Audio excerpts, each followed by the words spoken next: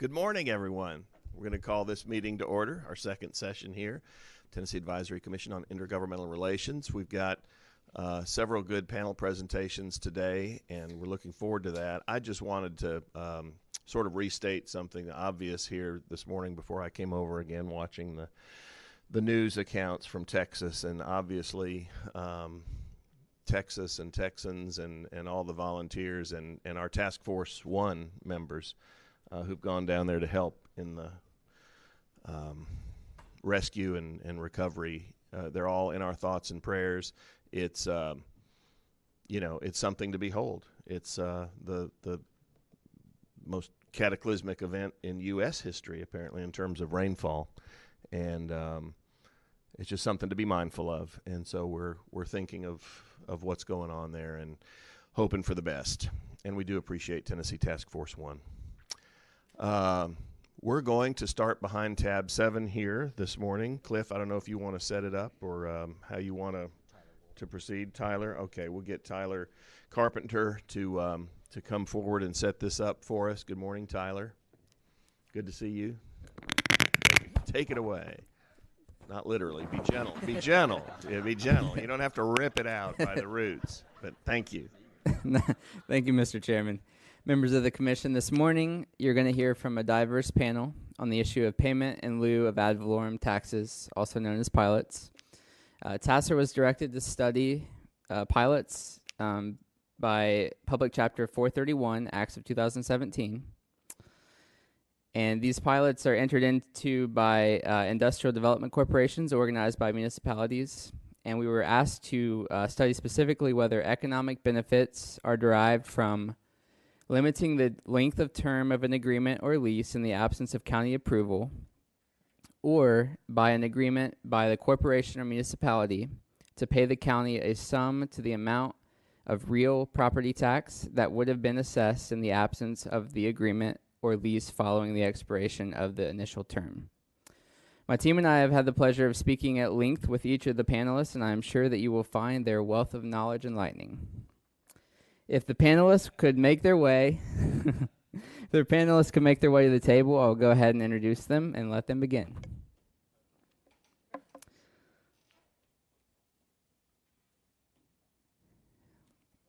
So first we're going to have John Lawrence, Senior Economic Development Specialist with the Economic Development Growth Engine for Memphis and Shelby County, also known as EDGE. Then we're going to have Betsy Knotts, Executive Secretary for the State Board of Equalization.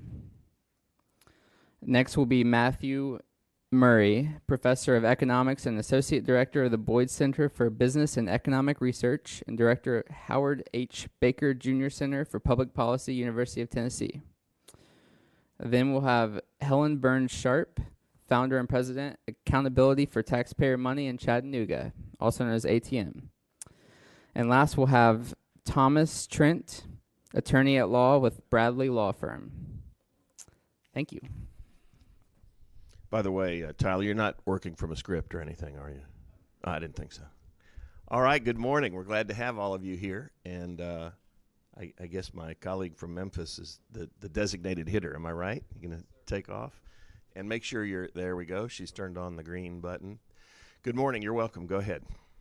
You all have before you a folder, and in that folder it contains EDGE's pilot application, our revised pilot policies, a sample term sheet for an actual project, property tax analysis, and our overall project analysis.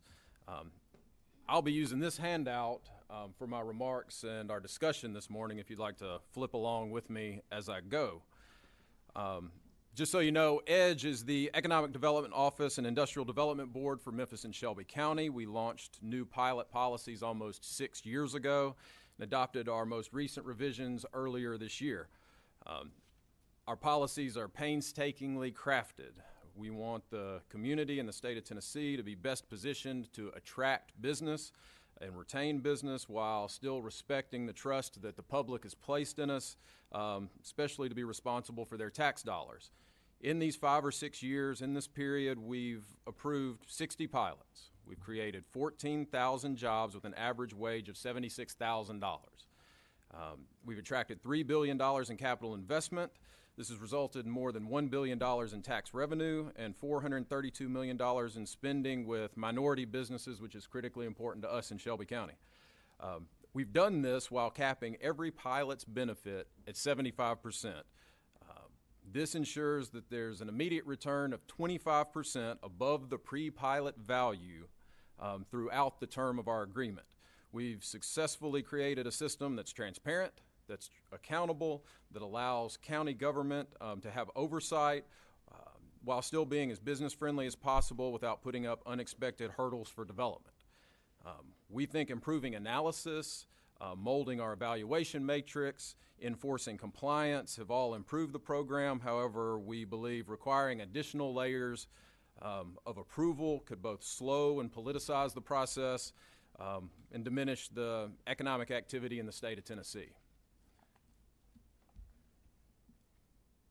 We think we've developed a program that meets the needs of both business and the public. On page 3 of the handout, you'll see that first and foremost, site selectors want tax exemptions.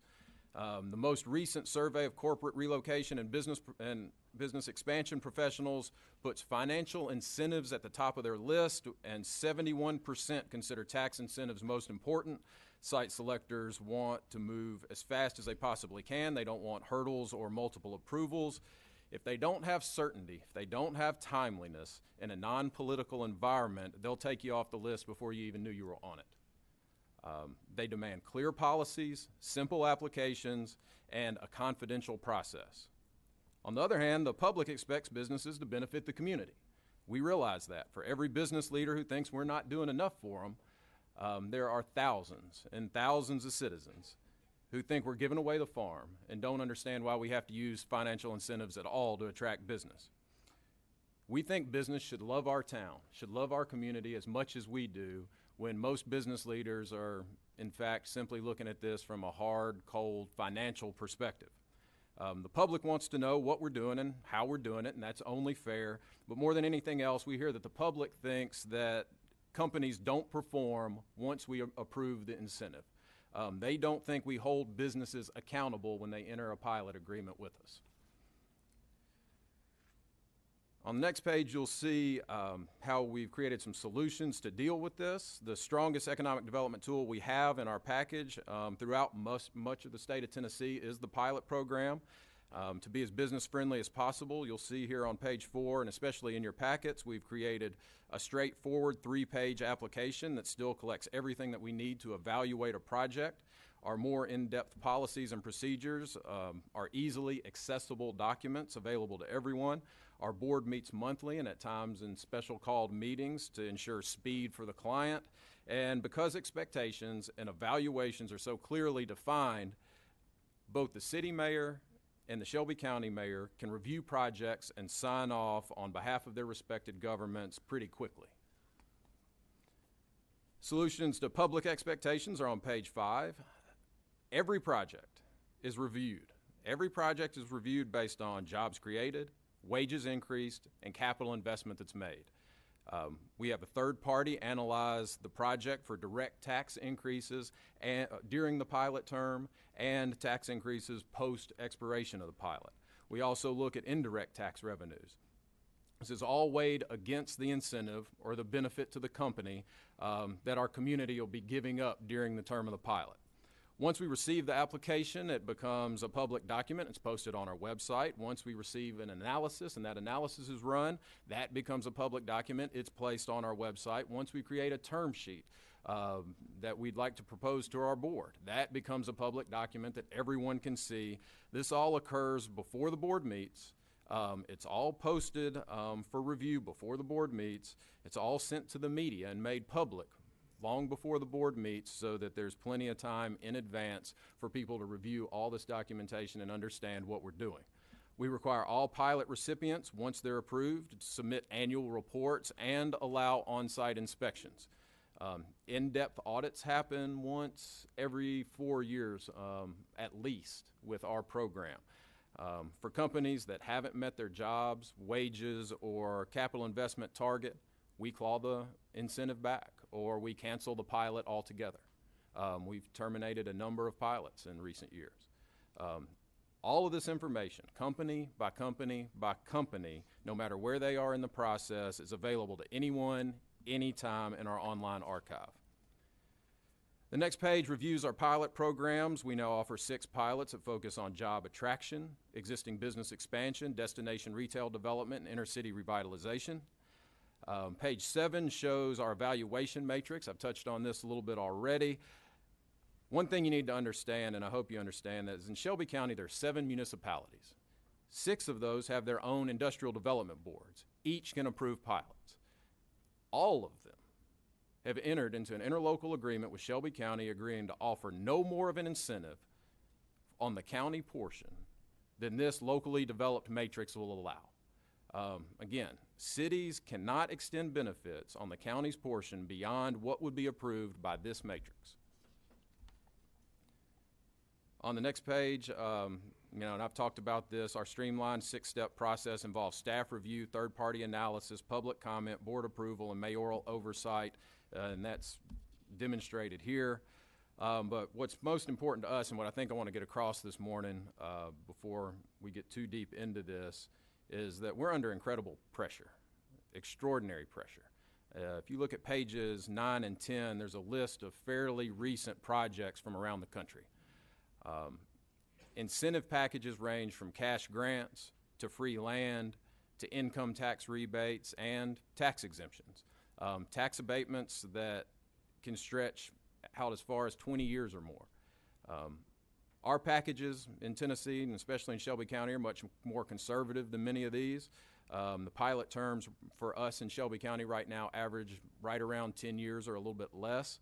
We win some and we lose some. We compete with Louisville and Indianapolis. We compete with Atlanta and Dallas. But I want to stress to you that we have neighbors whose entire economic development strategy is to send their governor to Memphis, meet with our companies, and offer them extraordinary incentive packages to move 1 mile down the road. Without the expansion pilot that we have, we'll watch more and more of these businesses and more of our tax revenue slip across the border.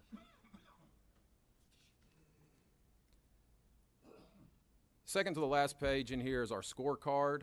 You'll see that we're holding on. In many cases, we're doing better than holding on. But for every one of these 14,729 jobs, we lose some because we can't compete. For every business we attract, we watch another pack up and leave our community. We feel we've reached a responsible balance with increased analytical requirements, increased minority and women business enterprise participation, increased evaluation of tax increases, an increase in the overall cost-benefit analysis that we do for projects, and a limit to 75% of the incentive that we will offer anyone at any given time. But we would not have been able to do any of this that you see on this scorecard. We wouldn't have been able to come anywhere near any of this if we had a 5-year limit on the pilot program or an extra step of seeking additional approvals. We just don't believe that we would be able to compete with other communities and within our region. Thank you, John. There's a question from Representative Parkinson. Touche. Thank you, sir. And thank you for your presentation. You know, I always say, I didn't always say, but I've been saying, this may be a little tasteless, but that if President Trump wants to build a wall, he should start on State Line Road, and so we can keep our money in Tennessee. My question is, and I get a lot of calls and emails about oversight in regards to pilots, and as you spoke to, you know, the how the public's perception of you know, these incentives, you know, they vary, but the majority of them that I hear are negative. And I got a couple of questions. How many companies have we had that have not met the expectations that were, you know, from the pilots that they were given? Yeah, I ought to know that number right off the top of my head. For the last 6 years, it is not infrequent for us to rescore a project and claw it back. That is a fairly frequent occurrence. I wouldn't go as far as to say a quarter or a half, but it's fairly frequent that of the 60 that we have, they'll come short on their number of jobs or come a little bit short on their capital investment, but we're still proud to have them. They still came close to meeting their requirement, so we will take a year or two off. This year, we have reviewed and removed, I think, one from the program in the last few years. There have been 3 or 4 that we have removed entirely from the program by terminating the pilot. On occasion, it's I guess forcible termination would be the wrong word, where we actually have to go and rip it away from them and tell them they don't have it anymore. Most of the time, we're partners in this. We don't want to embarrass anyone. They're good businesses. They're great Tennessee businesses. They just did not meet their goals. And when they don't meet their goals, more often than not, they will voluntarily leave the program. So we don't make a public spectacle out of any of it, because the last thing we want to do is embarrass one of our major employers in our city and our state by raking them over the coals. So you don't hear about them very often, because we do remove them from the program quietly, but to do a few a year is not uncommon for us. Yeah, and just a quick follow-up. I'll get you the exact number. Okay. And we don't want to embarrass them by raking them over the coals, but they rake us over the coals with the taxpayer dollars. How do we get the money back? Is that even a possibility?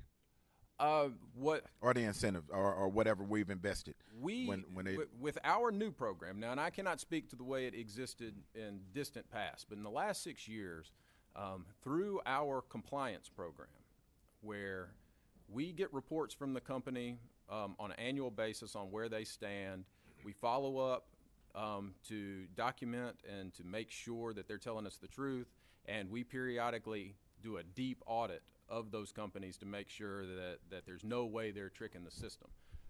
We catch this pretty quickly, and if they're not performing, we reduce their benefit so that we don't take money back from them, but we make sure that they're not in the program beyond where they should be in the program. If they have not performed at all, we usually take them out of the program fairly early on so that we're not deep into it and there's not a great deal of loss on our behalf. Okay. Thank you. Thank you, Mr. Chair. Thank you, sir. Mayor Huffman, and then Ms. Chairman. Thank you, Mr. Chairman. Mr. Lawrence, how many tax increment financing districts are there in Memphis and Shelby County, and how do you all handle TIFs differently than you handle tax abatement programs? TIFs are new for us in Shelby County. We have one that has been around for right around 15 years. All of the others are very, very new. And when I say all of the others, I mean 4. We have not done a great deal of tax increment financing activity. It's an additional tool. We're finding now for inner city revitalization projects and some other large-scale development projects that could involve land assembly or could involve residential development, tax increment financing fits a little bit better. But for most of our economic development projects, we've successfully used the pilot program. In the end, from a mechanical standpoint, businesses in the pilot program keep a percentage of their taxes on the front end, and it goes directly into their project. With tax increment financing, they pay their taxes, and a percentage of the taxes are returned to the project to benefit the project. And I think most of you all know the mechanics of how that works. So in our case, for most of the business recruitment, expansion, and retention projects that we've done, the pilot has just been a better fit.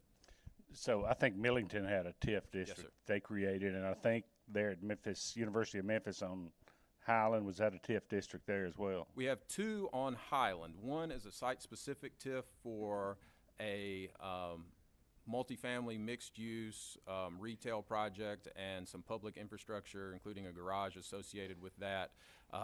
We have recently approved the University District project, which spans 600 parcels up and down Highland, and it's a pay-as-you-go TIF where the fund will build, and as enough funds build the funds will be accessed to do public infrastructure improvements, sidewalks, streetscape, traffic calming that needs to happen between the university and Highland itself.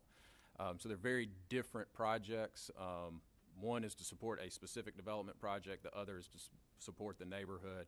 But yes, both of those are in the University of Memphis area. If a company in Memphis is, let's say it's 75% through its tax abatement program, and they're contacted by, let's say, an economic development specialist that represents the city of Olive Branch, Mississippi, and that specialist says, listen, if you'll move across the line into Mississippi, we'll start you on another payment in lieu of tax plan. How do you all compete with that? If that's all they were offering, we tend to compete pretty well. Most of the time our businesses are fairly happy where they are. We, in many cases, try to address workforce development needs, utility needs. There are any number of needs an expanding company might have that we can address to keep them happy. But oftentimes what the state of Mississippi is offering are cash incentives in addition to an income tax rebate. I think many of us in economic development feel like the state of Tennessee's lack of an income tax ought to be a huge recruiting tool when you're out there trying to attract businesses. Oftentimes what we find is that states with an income tax will come to one of our Tennessee businesses and say, if you move to our state, yeah, we have an income tax, but what if we take the percentage that your employees are paying in income tax, pool it all up, and write a check back to you, which goes very, very far in, because we can't offer that. And we can't offer a big tax, and we can't offer a big rebate incentive. When we're in Tennessee, when we're trying to attract a new business, economic and community development are wonderful partners to have and are empowered to really help us in a lot of ways for the glamorous big job relocation projects. But when it comes to expansion and retention projects, as if we had an existing company that's being lured across the border, that falls largely to us in the local governments to put together a package to try and keep them. So we do whatever we can to compete. And one more question, Mr. Chairman, if I could. Do all of your payment in lieu of tax agreements have clawback provisions in them, number one? And then number two, do you provide payment in lieu of tax agreements to anyone other than manufacturing and distribution companies? Retail, for example, are they involved as well? Yes. Because it's new for us. I mean, historically, we have been only in office and manufacturing and distribution projects. That's all we did. And that's most of what we do. But given what has occurred with the movement of retail away from our urban core, out into the suburbs, and now beyond the suburbs into other states, we are looking into how we become more competitive in retail. We created a destination retail program, which is for extraordinary investment. If you're not putting $50 million into a retail facility, it's for a big retailer that won't have another store within 200 miles of our community. That's one way we are getting into the retail business. We have only done one of those projects. We have what we call our community builder pilot, which is targeted towards new markets tax credit eligible census tracts, primarily in food desert locations. Very, very difficult to finance inner city retail projects that need a little bit of assistance. So we have offered that. We have one project under construction. We have two other that have been approved that have not broken ground, but we are attempting to do that. So from a retail perspective, we are dipping our toes in the water. From a residential perspective, our Downtown Memphis Commission, which is within our Central Business Improvement District, have been doing residential pilots for a long, long time for downtown development. If it's multifamily and it's taxed commercial, they will participate. So that is not new for us.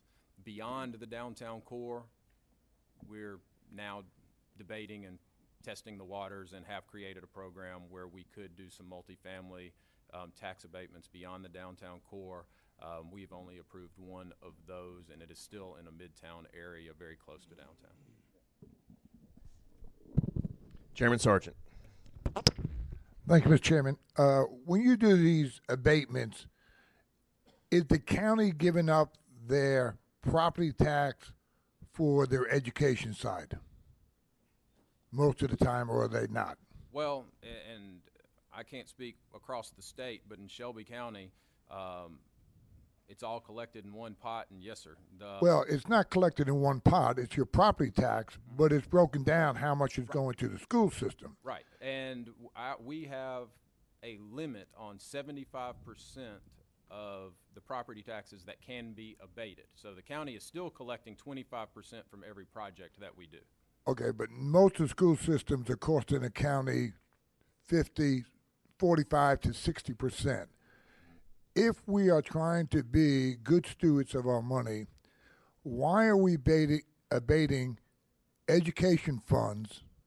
And we know it. I'm going to use every county where do these employers not want an educated workforce, and they're asking us to abate our education fund? Have we ever asked that question? Well, I do. We ask that question frequently, and I think the way we most often answer it is that 100%,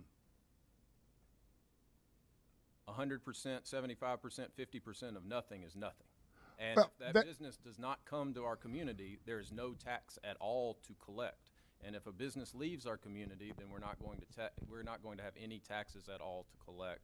And so, in many ways, well, in every scenario, and if in your packet, there's a sheet that looks like this, and you'll see that for this particular project, they have a 12-year abatement. The county was collecting $60,000 before this project took place. During the term of the abatement, they're collecting $415,000 a year. And okay, let me stop there. How many employees do they have? in this case, this company, 66 net new jobs. 56 net new jobs. Okay, that's not that big of an item. If I looked at 56 net new jobs, 56 families, that's probably 75, 80 children that Memphis has to educate. Right. If I looked at 1.5 times 56. So, but when you're looking at a company that has 800, 900,000 employees, and they're moving those families in, and they want the educated workforce, they say, but then they want us to abate the tax on their education. And then what happens, we come back here, and a city or a county is always having problems funding their schools, but yet we're giving an abatement to these companies that they say they want an educated workforce. I don't understand that. When it comes to education dollars, I understand it, and I'm all for it. But when we come to education dollars and we're abating education dollars, it makes no sense. Me as a legislator or me as a businessman want to recruit an uneducated workforce, and they're asking us to give those dollars up. Thank you. I'm going to ask Bradley. I know Bradley. I represent a county that does not give up education funds. Okay, so I'm coming from it a little differently, and I rather see education money stay so we can help Memphis City schools instead of having an ACT of 19 or 20 to get up to 24, 25, and I have an educated workforce. Companies will come when you have an educated workforce. That's all I'm saying. Thank you. Mayor Waters. Thank you, Mr. Chairman. Traditionally, I certainly have supported pilot programs in Sevier County, where I'm from. We've had pilot programs in our industrial park. It looks like you all have a good program in Memphis and Shelby County where there's a cooperative effort there. I think what has happened recently, or at least has happened in our area, is this retail issue. And what has come about is, and it's happened in other areas I know as well, a supermarket says they're coming into the area, a city industrial board. We'll give them a 20-year abatement, no taxes, and they'll also abate county taxes, city and county taxes, for 20 years. No discussion with the county about the loss of that revenue. In some of these instances, these businesses are located in tourist development zones, and we get no sales tax. So you have a business, a major corporation, coming into your area that contributes zero tax dollars to infrastructure, education, or anything else. I think that's what has brought a lot of this discussion about, is the fact that, and I understand in the industrial world that you've got to move quickly.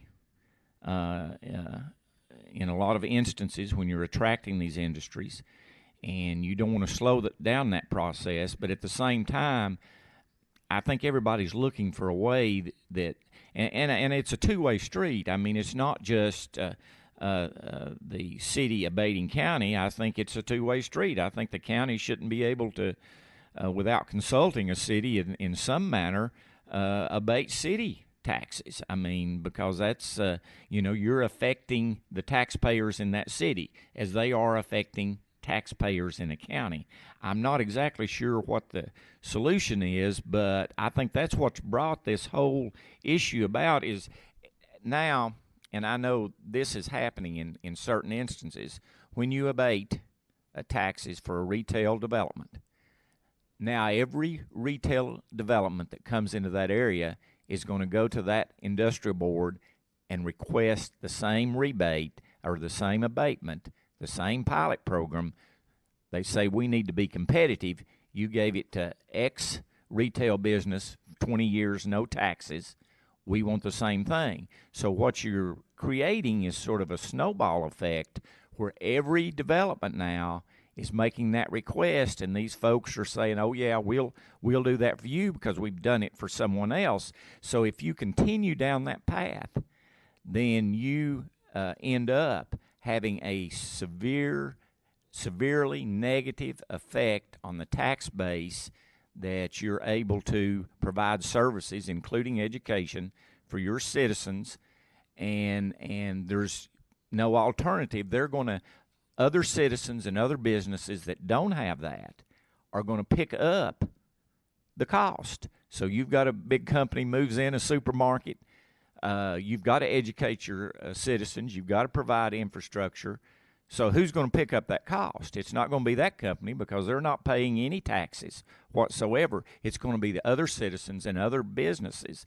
And it seems to me that is a fairness issue. I'm not sure how that's to be addressed, but that's what's causing this issue. You all have sat down and said, we can work out an agreement here with the city and county, which makes sense, but some places don't do that. They just give an abatement, and you read about it in the paper, 20-year pilot program, no taxes. And that's how you find out about it. You read about it in the paper. But it's going to affect your tax base because it's happening more and more. And I don't know the answer to it. Maybe you have a suggestion. Well, in Shelby County, we reached the point and have reached the point in the history of our program multiple times where we were terrified of having to go before the county commission or the city council or Mayor Luttrell or Mayor Strickland and have to have the conversation about whether or not this program needs to continue to exist. And because we've been unfair to someone, or because we get it from all sides all the time. But in Shelby County, we engage that. I mean, we really we negotiate every day, all the time. There's somebody mad all the time about the way our program works, and we are always trying to balance the best way to do that. And through the program of heavy analysis that we've created and the program of trying to make sure that we don't put incentives in a property or a business that's going to compete with an existing Memphis business, we have been able to avoid some of this. And I think the way we look at it is if you're bringing net new jobs to our community, and we can define what the salaries of those jobs are and the types of jobs those are, we can look at not only the property taxes that that piece of property is going to create, but also we can look at the spin-off taxes that are going to be created based on what those new employees can spend in our community based on the increased wages that they have or the new jobs that they have. So it's not as simple or as big or as pleasurable as being able to look at the chart and say, we got this many property taxes today and this many tomorrow, but it gives us a way to evaluate this so that we know that they are contributing something new to us as opposed to taking something away from us, which is critically important to us and part of the program that we've created. Didn't know you'd be on the hot seat to this extent, did you, Mr. Lawrence? Mayor Bickers. I have to buy I got all Mayor. these people lunch. That's right. Got Mayor Bickers and then Mayor Waters. Got just a couple of questions for you. I have always understood when it comes to looking at the total government cost of doing business in Tennessee that our state ranks very high as one of the lowest. If you try to put what's the cost, the business cost of government, right? Taxes, fees, etc. We do very well. I would think that should be a strong incentive when you're recruiting companies to relocate here or to bring new facilities here. Why is that not enough? Why isn't the fact that we have lower business costs because we haven't exacerbated property taxes and caused increase in property taxes and other local taxes because of these economic incentive and programs to the extent that, say, Massachusetts or Illinois, who I don't think we want to look to for economic stability. I'm not sure we want to be worried that if Boeing goes to Illinois because they want to make their economic situation exacerbated to lure a new company, or Massachusetts, who lured GE away from Fairfield. I know a little bit about that deal. Right. Massachusetts, that deal's not going to be good for them. That's actually an economically negative deal for the state of Massachusetts, short term anyway.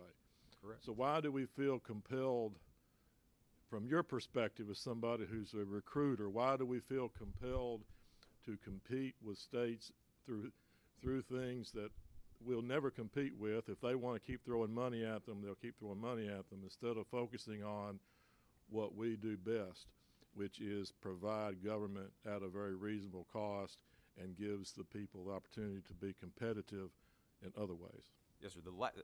I don't want to give the impression that we walk into a recruit's office and say, come to Tennessee, we've got all this money for you. The negotiation is the last piece. I mean, that is the last piece. When we are trying to attract business to Memphis, Shelby County, and Tennessee, we talk to them about the sites we have that are good for them. We talk about the infrastructure we have that are good for them. We talk about our tax situation and how that fares against other places we may be competing with. We try and attract them on any number of points that have to do with how they will be doing their business in our state and how that will benefit their company. But at some point in the negotiation, they're going to say, Indiana has all that too, and Texas has all that too, North Carolina has all that too, and down here in Natchez, Mississippi, they're going to give us a building and so many thousands of dollars per employee in cash. So if everything's equal and these other places are offering me a little more, what can you do for me? And that's when our programs come into play. Okay. Last question for you. I appreciate your patience. When you talk about doing the analysis cost versus benefit for the county, yes, and I will relate over to Mayor Waters' example of the supermarket. Mm-hmm. Right? When you do that analysis, is part of the impact on existing retail businesses part of that analysis? For example, if a supermarket comes in, there are probably only a bucket of so many grocery store dollars in a marketplace. Mm-hmm. And if that new supermarket comes in, at some point there's going to be just a reallocation of those dollars, which means there would be an economic impact on the existing retail businesses who have been there, who are paying taxes, who've been supporting that community for years. And the other impact may be that they see their labor costs go up because there's greater demand for the same person to do the jobs that they're doing. So they may see their business income go down, their stream go down, they may see their labor costs go up. They would argue that's not much of an economic benefit to me. I've been here all these years. So how do you, when you do that, and I appreciate you all make the effort to do that cost benefit analysis, where does that come into play when you're deciding on something like a supermarket that Mayor Waters discussed? The only supermarket deals we've done have been, we have approved 3 grocery anchored centers. For each of those projects, as part of the application, we required an in-depth analysis of the grocery market and the retail market to show that there was a distinct gap in an area that needed to be served and a community that did not have the ability to, and the project will be in a community where the people in that community do not have the ability to reach an existing facility. And so they are either having to shop at convenience stores on foot and don't have healthy food options, or they don't have the full spectrum of what a supermarket and a larger retailer would be able to offer within a reasonable distance of their home. And we did require that analysis to be done before we ever considered those projects so that we didn't create a competing situation. We probably need to spend a little bit more time on the labor force question. That is always an issue for us in Memphis and Shelby County, is the balance between creating new jobs, having people that are prepared to fill existing jobs, and having a workforce that's available to supply our existing employers. So that we are always interested in that and participating in that, but in terms of these projects, we were more interested in serving the community. Thank you. And Mayor Waters, and then Mr. Young. Thank you, Mr. Chairman. Thank you all for your patience, and the rest of the panel may want to address this as well. My question is, and I understand what's happening in Memphis and Shelby County, but how do we transfer some kind of cooperation, some kind of mutual discussion about these items across the state? Because that's not happening in a lot of areas where you have industrial boards in a city or a county that just operate on their own and give a 20-year no taxes, and you read about it in the paper, and that, you know, that's the only way you find out about it. How, on a statewide basis, do you have an idea about how we might encourage more discussion about those things and its effect on the tax base and its effect on the things that you've analyzed? Our organization has just recently started to try and build relationships with the other large cities in the state of Tennessee. We have connections in Chattanooga. We have connections in Nashville. We have started to have some conversations where we can transfer best practices back and forth between each other. We have worked with the rural arm of ECD to reach out to some of our smaller communities close by to us. And we have done that kind of on a case-by-case basis when they've needed us to talk to different people. But we don't do it very often, but we'd certainly welcome the opportunity and try and pitch in and be a mediator or a conduit or just a knowledge base if we possibly could, if we can help. As long as you don't develop a program that's a lot better and start beating us out on some of these businesses. All right. Add something. Was it? May I add something to that? Why not? I think this is a great way to start. It's running longer than I thought we would. Okay, that's fine. No, it's good. Please do. I just wanted, I know recently we required an open records policy for every local government in the state of Tennessee. I don't know if something similar like an economic development policy that requires public input from the communities involved, that gets updated annually or every couple of years, that really reflects the viewpoint of the community, because some communities are very open to economic development, some are not. And I think if you get public input and draft a policy that has parameters and has a cost benefit requirement like EDGE talked about, that might be a way of having that conversation more broadly. All right, Mayor Huffman, and then we'll. Thank you, Mr. Chairman.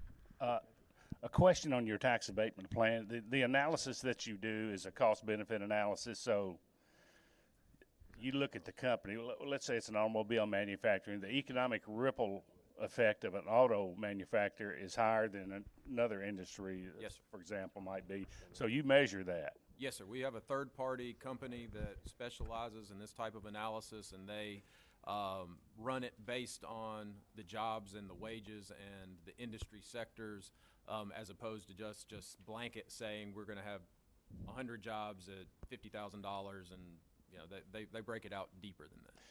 When you do that analysis, if it shows that based on what you're giving and what you're getting, it doesn't match up. In other words, you're actually not contributing in a positive manner to the economy. Have you ever had a case where that's happened and you went back to the company and just said, we're sorry, that's all we can do? Yes, I think the answer is yes, that if there's not a good cost-benefit analysis, we have to look at this, and we look at it holistically. So in some cases, we don't have the greatest cost-benefit analysis because the company's not creating a tremendous number of jobs, but they're making a huge capital investment. And so in that case, we'd look at it from a property tax perspective. There wouldn't be a lot of ripple effect because there's not creating a lot of jobs, but a property tax perspective, we still may want to do the deal. But we do look at all of that and weigh the different scenarios. So your analysis is not simply just jobs driven. When you apply for a grant with ECD, it's the key word is it's jobs driven. It depends on the amount of jobs that you have to have jobs to get in the door. Created. We're not talking to you if you're not creating jobs, if you're not meeting the base thresholds of jobs and capital investment and wages, we're not talking to you. But once you hit the base threshold, we evaluate this based on many different factors. When you set up the pallet, does the revenue from the pallet always follow the percentage of the property tax rate, or do you sometimes not follow the property tax rate percentages and put more money in public safety, for example, if that's an issue with the industry, or put more money into education if that's not our role. When the taxes are being paid to the city and the county, it's up to the city and county to allocate those taxes where they think it's appropriate, and we don't play a role. But if it's going to change from the property tax rate, it has to be a contract between the Industrial Development Corporation and the company, does it not? Yes, sir. Yes, sir, it does. Short answer is I suspect it could, or that what you're describing we possibly could get involved in, but at this point we do not. We just make sure that the 25% during the term of the pilot goes directly to the governments, and that it goes into their fund and they handle it. Well, I appreciate the work that you guys do. If you've got a big company and you miss it, you get blamed for that. If you get a company in and folks think you gave up too much, you get blamed for that. But I appreciate the work that you do in a professional way that you do it. Last question quickly. Are you involved at all? Is your folks, they involved with ECD in the regional mega site project up there? Yeah. We have a lot of conversations about it. We as an organization are not directly involved because our authority does not extend beyond Shelby County. We in the economic development world are often heavily involved because there are workforce issues associated with it, there are infrastructure issues associated with it. It is a regional opportunity, and so we talk about it, but from an authority standpoint, there's not a lot in Memphis and Shelby County that we will be able to offer to it, at least through our organization. Thank you. Now, the patiently waiting Mr. Young of Franklin, I skipped him inadvertently. I had Chairman Sargent in my ear over here, and I slipped a cog. You're recognized. That's okay. Thanks for recognizing me. I have two easy questions for you. Well, great. The first one, and I'll put them together. The first one, what's the average number of pilot applications that EDGE receives annually? And number two, in the performance scorecard, you had listed that there are 60 pilots. Are those current pilots, or is that total through the years? No, those are current active pilots that have been approved in the last 5.5, 6 years.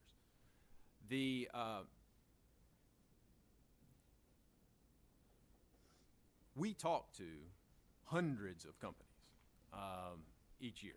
I mean, we're dealing with, we've started tracking it, and somewhere in the range of 20 and 40 reasonable prospects are calling us up, asking for information, or we're finding them and we're dealing with them and talking with them. They rarely, if ever, develop to a point of an application. And I can't think of an instance in the last 5 or 6 years where someone got to an application point of handing us something that we were going to turn down. Because we have a pretty intense pre-application process where when you look like a serious candidate, we're going to make sure you understand the program. We're going to make sure you understand what you're getting into. We're going to make sure that we understand what the project is and what our benefit could likely be. So before anyone hands us an actual official application and asks to come before our board, they know if they're a good candidate or not. Because it kind of gets back into an earlier conversation. We don't want someone to submit an application to us and then us take them before a public body and tell them, you're not good enough for us here in Tennessee, and have them go away angry and never look at us again when they have another expansion opportunity. We want them to know that they don't fit our program well in advance. We have defined policies. You know if you fit those policies or not. If you don't, we let you know before you get an application to us. So I think in 6 years, and I'd have to remember, I'll have to look up for you what the project was. We had one potential applicant, I think, to force an issue and want to come before the board when we, as staff, thought that was not likely to be approved. But other than perhaps one, out of these 60, I don't know that there's anyone that submitted an official application that we turned down, primarily because we weed it out before it gets to the official application point in the process. Great questions, good presentation, Mr. Lawrence. Thank you very much. We need to move on with our next presenter, Betsy Knotts, who's, I know she's on a schedule here where she may have to leave by 10, yes, as I understand that's it. correct. So I apologize. Thank you. No, it's great. Thank you. Please proceed. I'm Betsy Knotts. I'm the director of the State Board of Equalization. I am basically, the State Board of Equalization is one half of the regulatory arm. So we perform 4 main functions when it comes to pilots. We answer a lot of questions. In fact, yesterday I think I had 3 phone calls about pilots and TIFs across the state from various folks. Some of them are local government officials, some of them are taxpayers, some of them are concerned elected officials. And so I take the time to answer their questions and educate them on the statutory framework that governs all of these types of transactions, and get them in touch with the folks that they need to get in touch with depending on their issue. I'm not able to provide them with legal advice, but I am able to give them some guidance.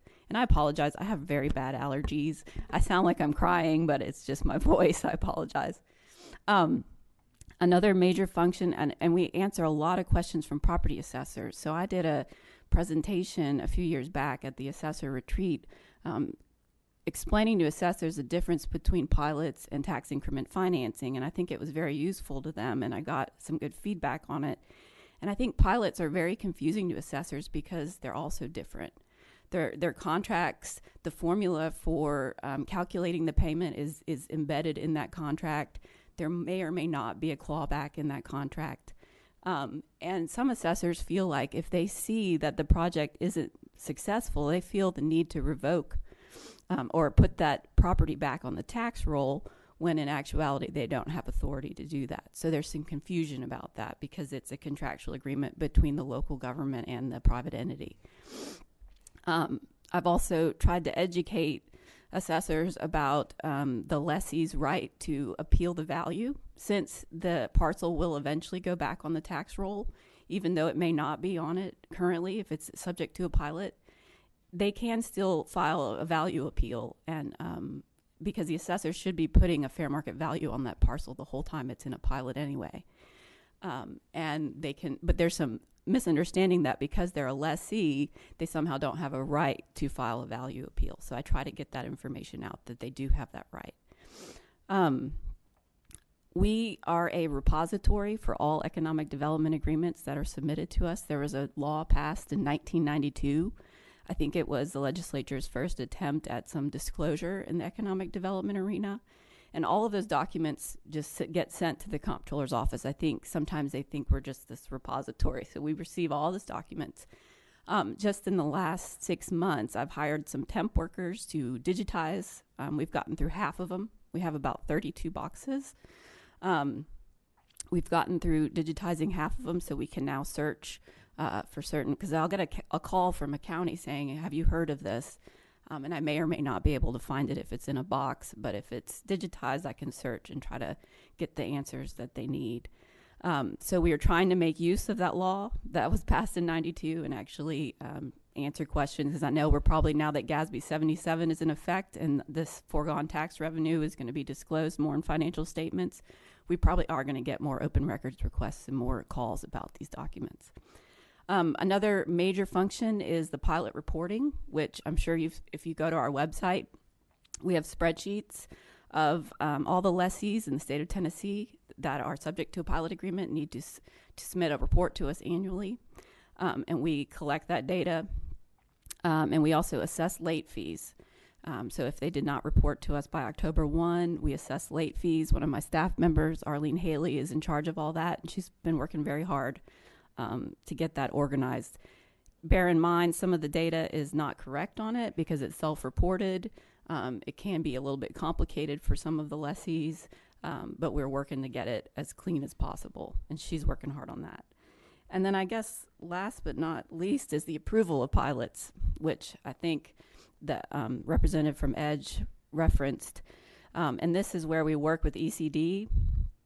And we haven't really done that many. I've been with the state of Tennessee for 4 years now, and I haven't done that many approvals of pilots. And that's if they extend beyond 20 years plus the construction period. They submit a request to the comptroller and the commissioner of ECD asking for a best interest determination letter. And we look at similar things that our representative from EDGE talked about: cost-benefit analysis, clawbacks.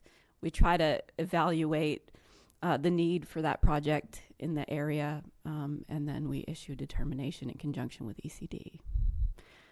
And I'll take any questions. Questions for Ms. Knotts? I guess I'm unpopular. That's not it at all. All right. That's good. Well, we've still got some more. Yeah, we do. I knew Senator Yarborough was cogitating. You recognize. Thank you, Mr. Chairman.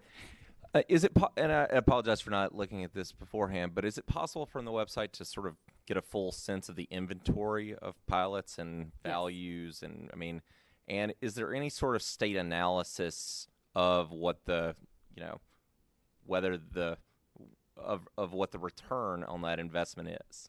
That's a great question. I can send the website to everyone. We have spreadsheets going back, I think, to 2013. And you can definitely get a sense of where the majority of the pilots are, which is Shelby County. There's probably over a third of it is in Shelby County.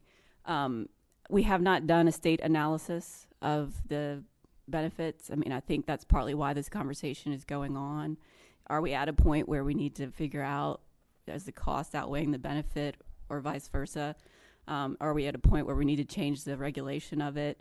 From the comptroller standpoint, we're doing the best we can with the regulation that we've been handed and trying to be smart about it. But we agree, yes, a state analysis would probably be a great idea. It's just getting the resources to do it. And is there any sort of analysis of I think you answered this question primarily, but I guess what I'm trying to figure out is are there criteria in what you're looking at for what makes for approval, a beneficial pilot versus I mean, I kind think of backwards looking evaluation though, not just what should be approved, but there's a certain decision that goes into granting one of these agreements, and is there any sort of retrospective look and to see, have we gotten the gains that we thought for the costs that we've paid? I mean, I think that's a great idea. We haven't done that, so it's something to add to the list of things we should do, for sure. Mr. Young. I have a question regarding the annual report that's required to be filed by the lessees.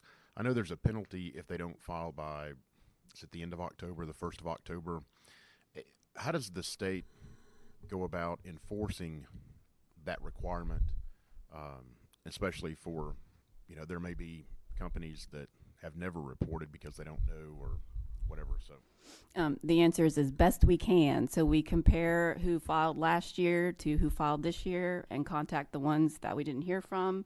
Because the lessees that filed the prior year are supposed to indicate when the lease term ends, so we'll know that the lease is still out there and they didn't file. A lot of times, I mean, it's only a $50 fee. A lot of times they'll just willingly send it in with their report late. But that's how we do it currently.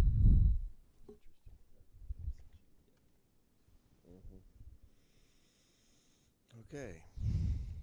A lot of food for thought. Professor, I think you're next. If you can grab that. There you go. You kind of. Thank you. It's a pleasure to be here today. Thank you for having me. I think I offer a rather unique lens on this puzzle. I'm an academic. That's a unique lens in and of itself. But I have spent 30 years of my life at UT doing economic and fiscal impact studies. I've done academic research on economic development incentives.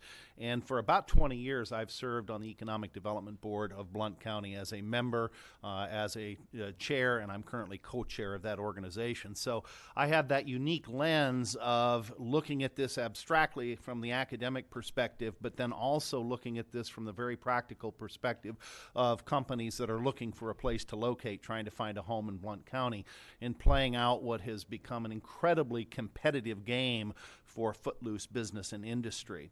I think the punchline of my remarks is that there's been some comments this morning about poor practice and the utilization of pilots and incentives generally, and there's abundant evidence across the country that there are problems with incentives. But I would argue that putting restrictions on incentives that are used by localities in Tennessee would be very counterproductive. We simply cannot compete with our competitor locations around the country and the states that they're located in because we do not have the capacity to be as generous as many of these other locations have proven to be over time. So the pilots that we use are necessary. I don't think anybody likes incentives, but they are a necessary part of the toolkit that we use to promote economic development. I want to talk a little bit about the Economic Development Board of Blount County, and Mayor Waters, it may shed light on the question that you raised in Sevier County and across the state. We have a very unique structure for our economic development organization. It's actually a partnership that includes the Tourism Bureau, the Economic Development Board, and the Chamber of Commerce. And so we work together, and we have a costing model based upon effort and the amount of space of the combined facilities that the respective organizations utilize, and that's how we cost out the contributions that are used to fund the overall organization, and the organization itself is governed by a joint operating committee. Very importantly, we coordinate across the cities of Alcoa, Maryville, and Blount County, both from a funding perspective for the Economic Development Board, but also in the utilization of incentives. If we don't have the partnership arrangement, if we did not, of those three major governing bodies with the county and the two cities, we would have real problems, absent cooperation, finding the funding we need. So that's one mechanism, but I think more importantly, it's the fact that our Economic Development Board has representation from the three mayors or their designees, along with 7 other members of the community, me being one of them. And so we are making decisions with the county and the two cities at the table, sharing in that decision-making process. It's a unique structure, and I think Blount County has been uniquely effective in the utilization of that structure. Our job in Blount County, I think, is made relatively easy by the unique attributes of the community, as I was telling Mr. Lawrence before the session this morning, with the growth pains that Knox County has, limited industrial land, the way the region is laid out. Blount County is just uniquely poised to be a magnet for industrial activity. And that makes our life a little bit easier. And so we don't engage in 20-year or 10-year tax pilots. They simply are not needed from the perspective of Blount County. We use pilots as a strategy. We use pilots as a tool. We don't use pilots simply to compete. We use them to try to pursue some goals and objectives for the for the community that makes the community a better place to live and a better place to do business. We're particularly interested in targeting firms that provide above average capital investment to Blount County and companies that are providing very relatively high levels of compensation. Those are major drivers. It's the level of capital investment, it's the capital investment per worker, and it's the compensation levels and broadly the compensation mix of companies that we look at. So, for example, we always ask the question of whether or not a company is providing or provides health insurance to their employees. That's a really critical consideration for us because we don't want to provide an incentive to a company that's going to create jobs where the jobs then create a burden on the local community or the state of Tennessee.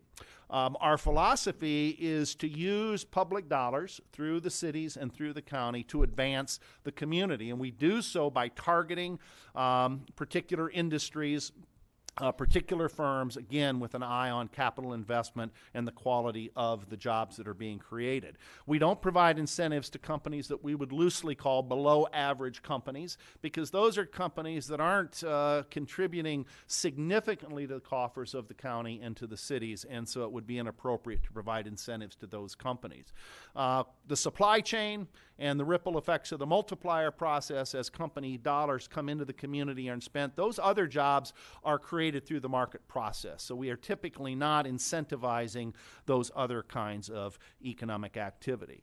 Importantly, pilots build on a foundation that can support economic development. You can't grow economic development in the community on incentives alone. You've got to have the foundation. You've got to have good government practice. You've got to have infrastructure. You've got to have good quality schools and a good workforce. Otherwise, the costs of your incentives will be extraordinarily high in trying to overcome the fact that you do not have that strong foundation for economic development. We've been very successful in the last 5 years with over $2 billion of investment and over 6,000 jobs being created.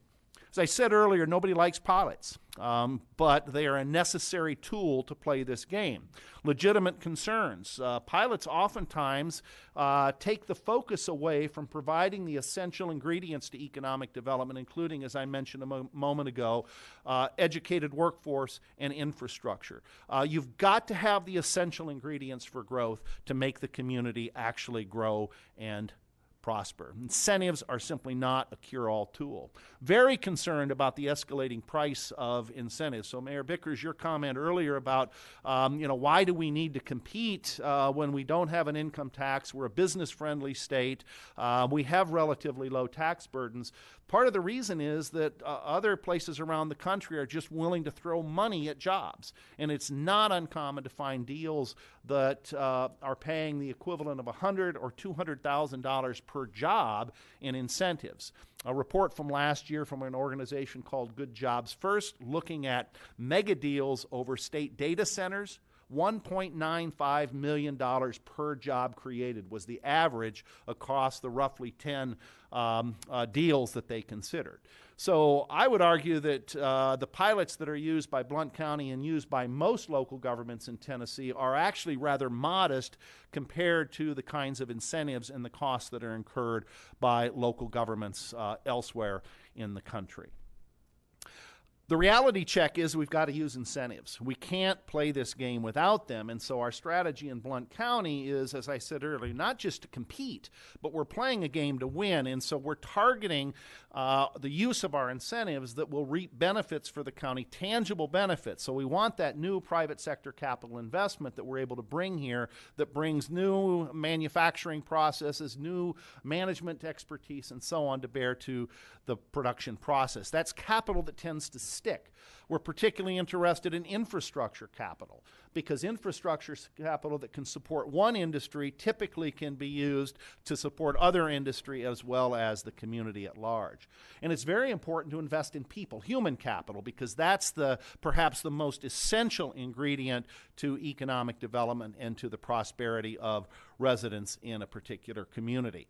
You can target those three areas, at least two of them, infrastructure and human capital, through your public dollars, but you can enhance those investments through the use of pilots that recruit the capital, the private capital, lead to infrastructure investments and investments in worker training and on-the-job training as well. Good practice on incentives. In the last 10 years or so, there's been growing concern about incentives because of the price tag, and so there are organizations like the Pew Trust that are providing more and more guidance on best practice in the use of incentives. When we think about this from an investment perspective in Blount County, I'm going to start with the most important consideration, and that is there are alternative uses for those dollars that we put through a pilot. We always have to be cognizant of that when we're dealing with pilots. We focus on exporters, as I say, as an economist. We focus not on retail, we focus on industry that will bring new dollars into the community and create new jobs that otherwise would not exist. We've been able to stay away from retail and service that oftentimes competes with other businesses within the same community.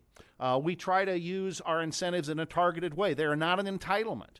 We go through a process similar to what Mr. Lawrence described in Memphis when we look at, consider, and screen companies and choose those that will be recipients of incentives. Accountability is very, very important, and generally the incentive deals that we offer, the pilot deals, have clawbacks built in the sense that there are performance standards. You get the incentive based upon your investment of the capital and your creation of the job.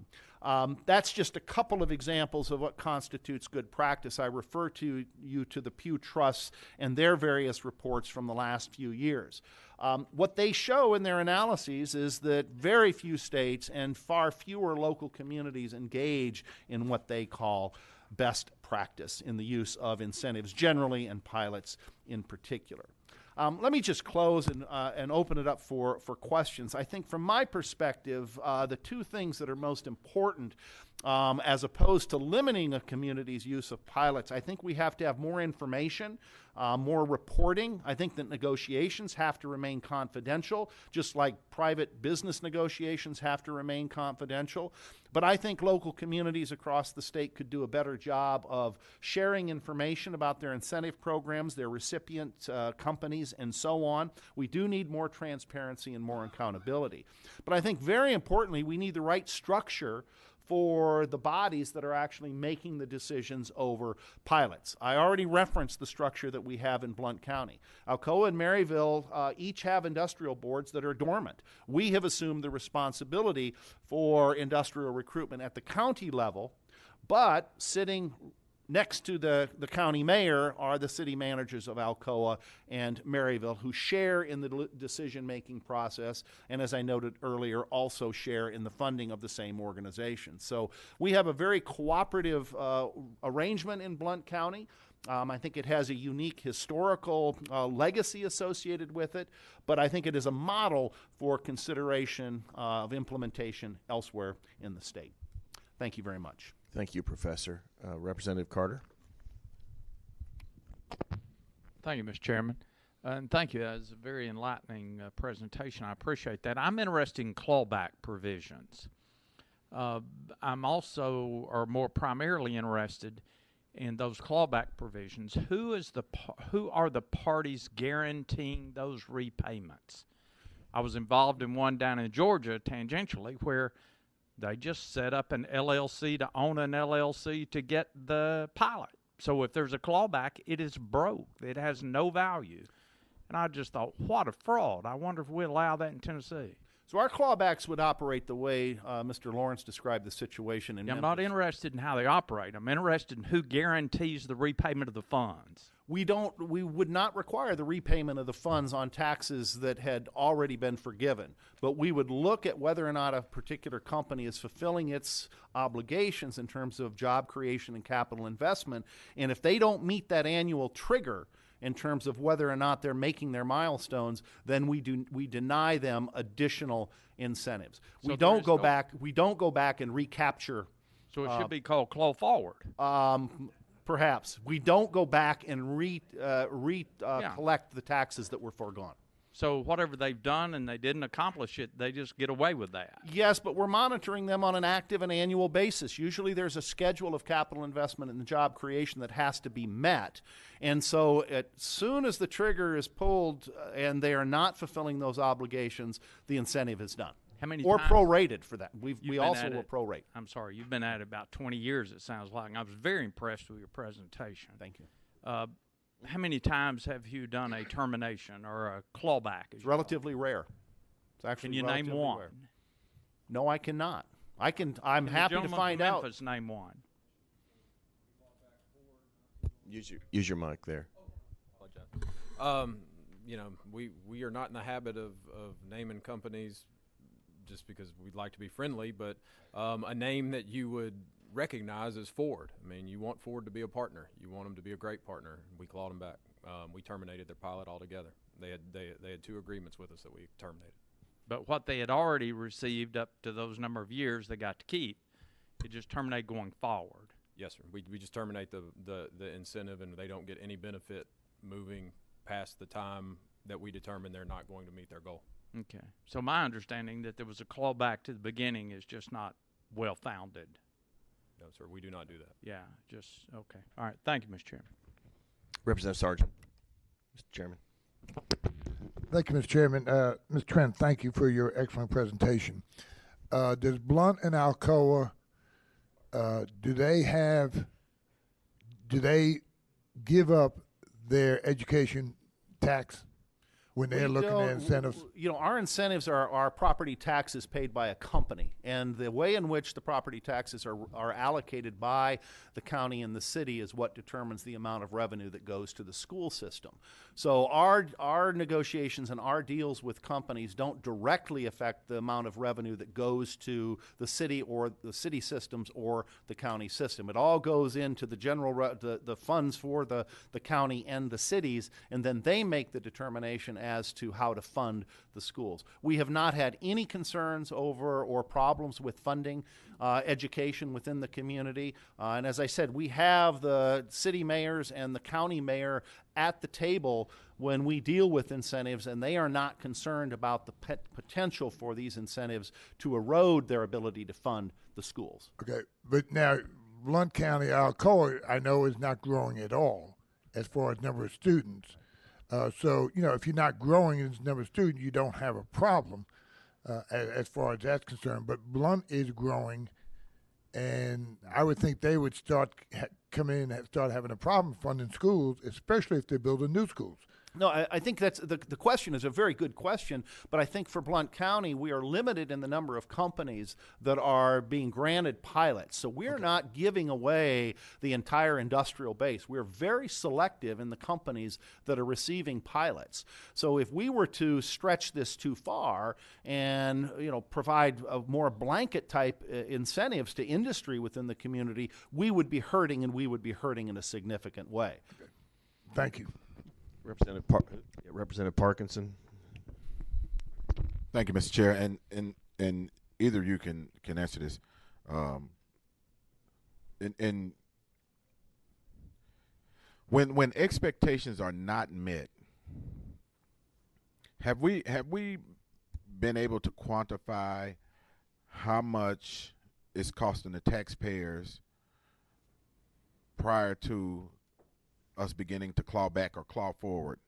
I hope that question makes sense. So when a year into the pilot and the companies have not met the expectations, based on our policy right now, we just simply forgive that money or lose that money, that what we've invested in it. And so have we quantified in numbers how much money that is to date for where a company has not met their expectations and how much it's costing taxpayers? We have not, simply because we have not had the cause to alter the structure of the incentives. In general, the companies that are getting pilots from Blount County are following through and fulfilling their commitments on capital investment and job creation. Okay. So the numbers are small. I took a note. I will go back and get some of the numbers to share with the commission here, but it's just not been a significant problem for the community. Shelby County? We have not totaled it. We certainly know the companies that we claw back, the companies we terminate, and where they are in their term. So company by company, we know where they stand when we terminate them. I don't think we have a total, but we certainly have the information. I think that's going to be important for not only for this body but for the General Assembly to know, and for accountability purposes to taxpayers, how much money are we leaving on the table when these companies don't do what they say they're going to do. Here's my follow-up real quick, Mr. Chair, if you don't mind. I can't really understand my own writing here. Why is payback not part of the agreement if they fall short of what they promised to do? We're doing what we say we're going to do as part of the agreement. But if they fall short on what they promised to do, why is payback not part of the agreement? Anybody? I'll read it. Is your mic on? And if you would, just for the record, as you began to introduce yourself. I'm Tom Trent. I'm a partner at Bradley Arant Bolt Cummings law firm. I chair our economic development practice. Companies went through a period where clawbacks were stigmatized, that communities were saying if you have a hard time, if there's a downturn like in 2008, we're going to make you, while you're suffering, pay back money. And companies started not being as interested in going to those communities. What the practice did, what economic developers did, what site selection consultants and lawyers like me did, was we shifted to saying, look, report every year based on what your commitment is. If you miss it, we're going to adjust your benefit going forward. So really, worst case is you've got a year where the incentive may have accrued but not have materialized. So I've done many deals where the company does not have as many employees as they originally thought, and it just automatically reduces their incentive going forward. They pay more property tax. I've had some where it's gone back on the tax rolls. I know of one where the Industrial Development Board in Williamson County terminated a pilot because the company didn't do what they said they were going to do. So this does happen, and but going after people for a benefit they got over a period of 1 year is not much money. It's not worth the effort. I will tell you that I've done this a long time. Historically, there used to be pilots that were 30, 40 years. Now they're limited to 20. Most communities do quite a bit shorter term. And some of those old pilots companies would move to Mexico or somewhere else, and the property would be off the tax roll, and there was no provision in there. I have not seen that in my practice other than deals that were done before 1979. So a lot of the lore and concern you hear about those are really old deals that were done at a time when people didn't really handle this well. But I don't see that going forward. Is that helpful? Is it helpful? No. Is it the information that you have? I assume it is. But from an individual that has to be a good steward of taxpayer dollars, no, it's not helpful, because we're the ones that have to face those constituents when they say we're out here working hard and we're paying these taxes and these companies are getting these breaks, and they're not held accountable for when they don't follow through with exactly what they say they're going to do. And I understand, situations of, downturns in the economy. That's understandable. That's completely understandable. But it does not negate the fact that there should be some accountability for those taxpayer dollars that are going to these companies that in most cases, in a lot of cases, already have lots of money. And so there should be, in my estimation, something inside of that agreement that says, look, if you don't come through with your end of the bargain, then you need to pay that money back, because in some cases, and maybe you guys can qualify what I'm about to say, some companies get to the end of their pilot, then they threaten to leave if they don't get another pilot or if they don't get more incentives, and so, the days of pimping our cities is over. And there's a need to make sure that our taxpayers receive the accountability that they deserve to receive from these companies. Excuse my language, Mr. Chair. If I may respond. After I said it. Yeah. Let me explain just a terminology we use to separate the conversation. In the old days, a clawback was a term you used when you're going to make someone pay back an incentive that they got. And a performance requirement is an adjustment to an incentive going forward if they've failed to meet their commitments. Virtually every deal I work on has some performance requirement. So going forward, this was my point, over the last maybe 8 or 10 years, most deals, and I would argue best practice, and most companies I represent are happy to agree that if they don't meet at least 80% of what they said they were going to do, they're going to adjust their benefit down proportionately. And if they go below some level, some communities say it's over completely. So it stops the loss. And really your outside risk is 1 year of the company having missed it because they report every year. So that works well. I think we're all doing that as best we can in our communities. Not everybody's doing that, but that is, I believe, best practice. It's one of the things the Pew Trust report suggests. And to give you an example, the state of Tennessee Economic Development Grant Program uses the same 80% requirement. If they give a company a grant, they don't hit 80% of the requirement of the jobs to be created, the company then has to pay it back. That's because it's a grant. It was cash. They have to pay it back. And the company is obligated to do that. The Industrial Development Board signs off on it and approves that, and that is part of the deal. So we mirror that concept in our pilot agreements. It's very interesting. Ms. Knotts, I know that you need to be excused, so please feel free to do so. I've got Senator Yarborough seeking recognition, Mayor Huffman, and Mayor Waters.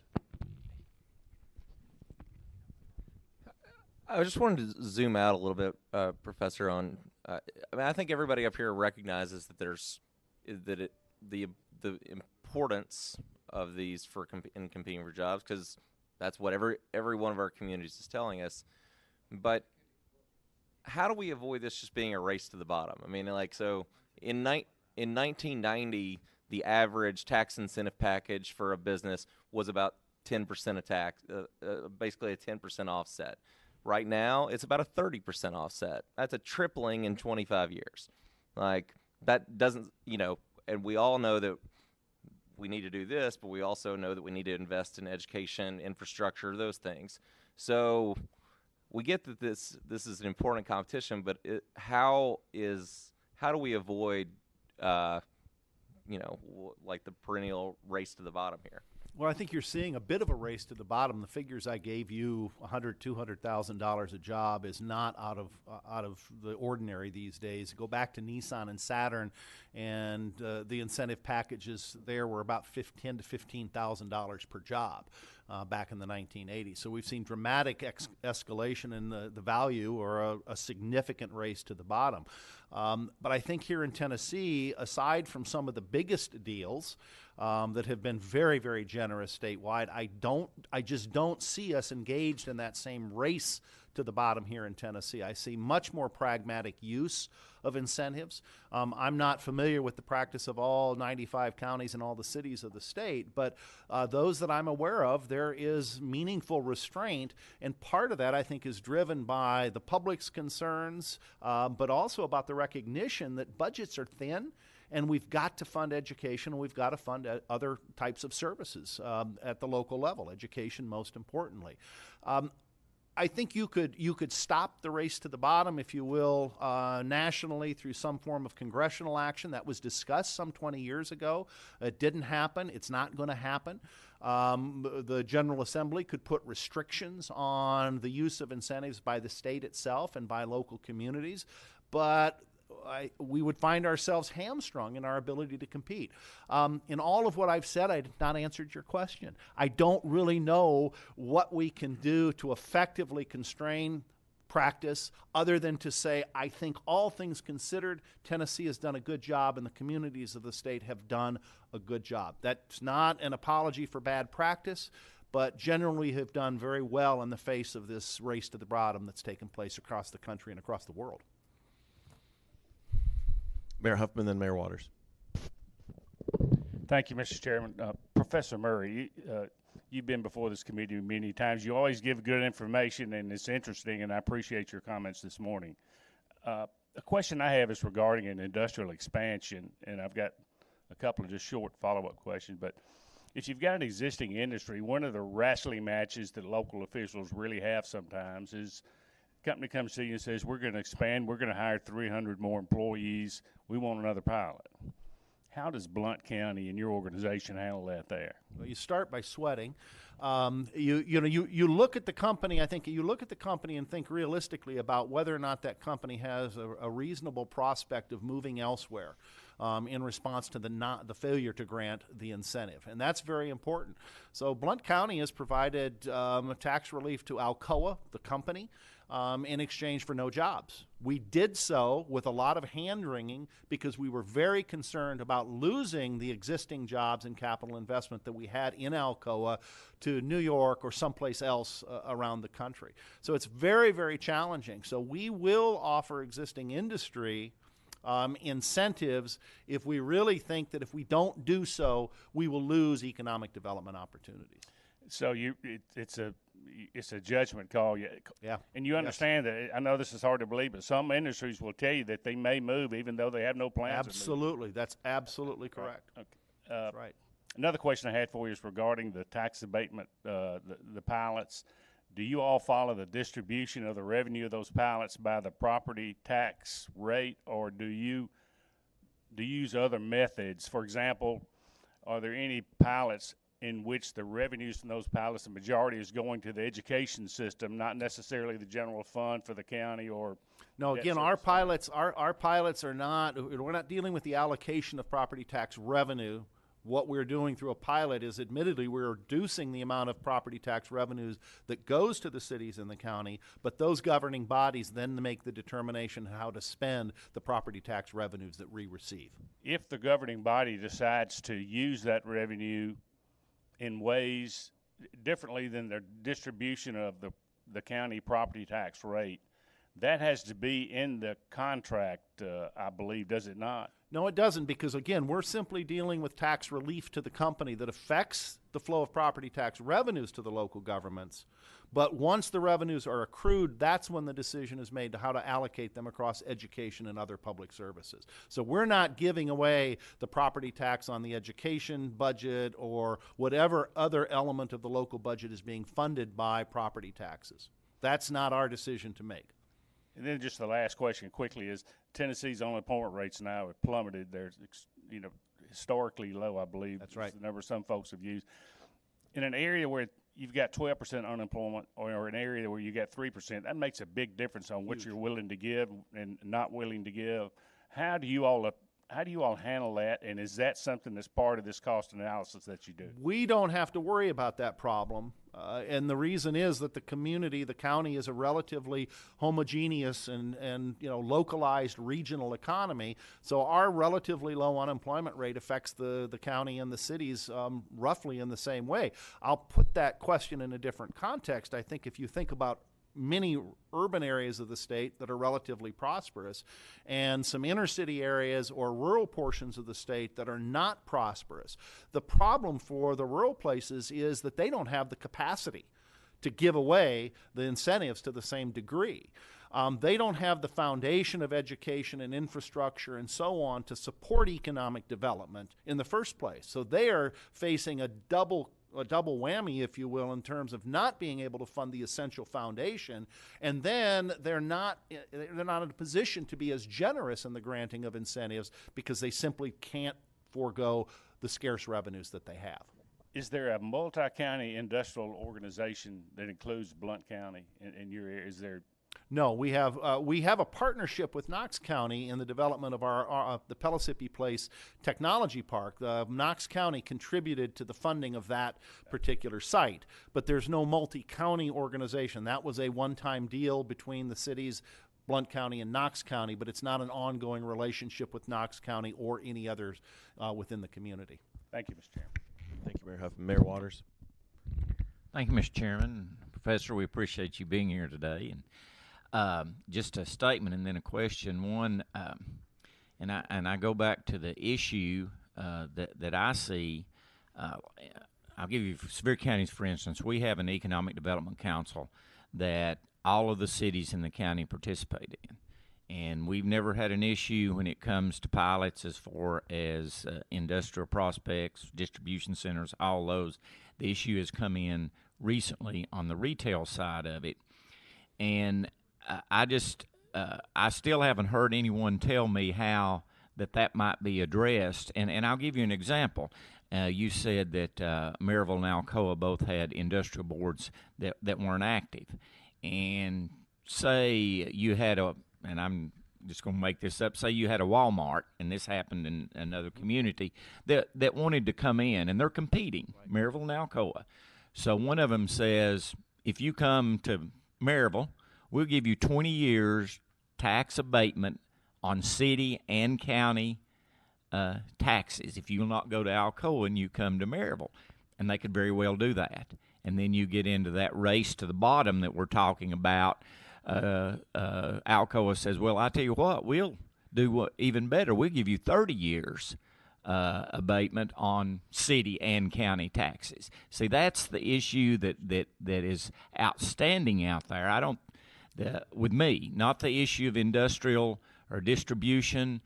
We have a great industrial program, and we cooperate. But when they get into this retail business of trying to compete with one another, and it could happen. I mean, it hasn't happened, but it could happen anywhere. Then it sort of balloons. One city gets upset with the other one because they've done that, and say, well, we're going to show them the next thing that comes in, we'll offer them 30 years in tax abatement on city and county. But I haven't heard anyone say this is how we can address that on some kind of basis I mean, I can even see there may be a retail business that we would want to do that on. And I understand that. There may be something out there. But just to do it without any consultation, without any discussion, without any analysis, just to do it because you're competing with somebody could potentially have a devastating effect on your tax base, and particularly what Chairman Sargent is talking about on your education tax base if you get into that back and forth. And that's what my concern is, that we get into that, and it could happen anywhere, but I haven't heard anybody say this is how we address that. I mean, I don't think anybody, I'm certainly not saying we don't need to preserve pilot programs across the state of Tennessee to be competitive. I know we need to do that and absolutely understand that. I'm just saying, is there a way that we can prevent what I'm just talking about here from happening on a statewide basis? Because it can happen anywhere. Yeah, earlier I made the remark about the organizational structure of the Economic Development Board in Blount County. It doesn't really solve the problem you've identified. I think it helps having a structure where you've got the cities and the county on the same body. But its self-interest is going to drive the cities to play the game, a different game, looking for those retail dollars. The only thing I could imagine that would really put a stop on this would be to simply not allow one government unit to forego tax burdens on another government unit's tax base. That could potentially, now I don't know how one crafts that in practice, but it seems wholly inappropriate to me that one jurisdiction can provide a tax break that affects another jurisdiction's tax base and flow of revenues without their consent. That strikes me as just being wholly inappropriate and inconsistent with representative government.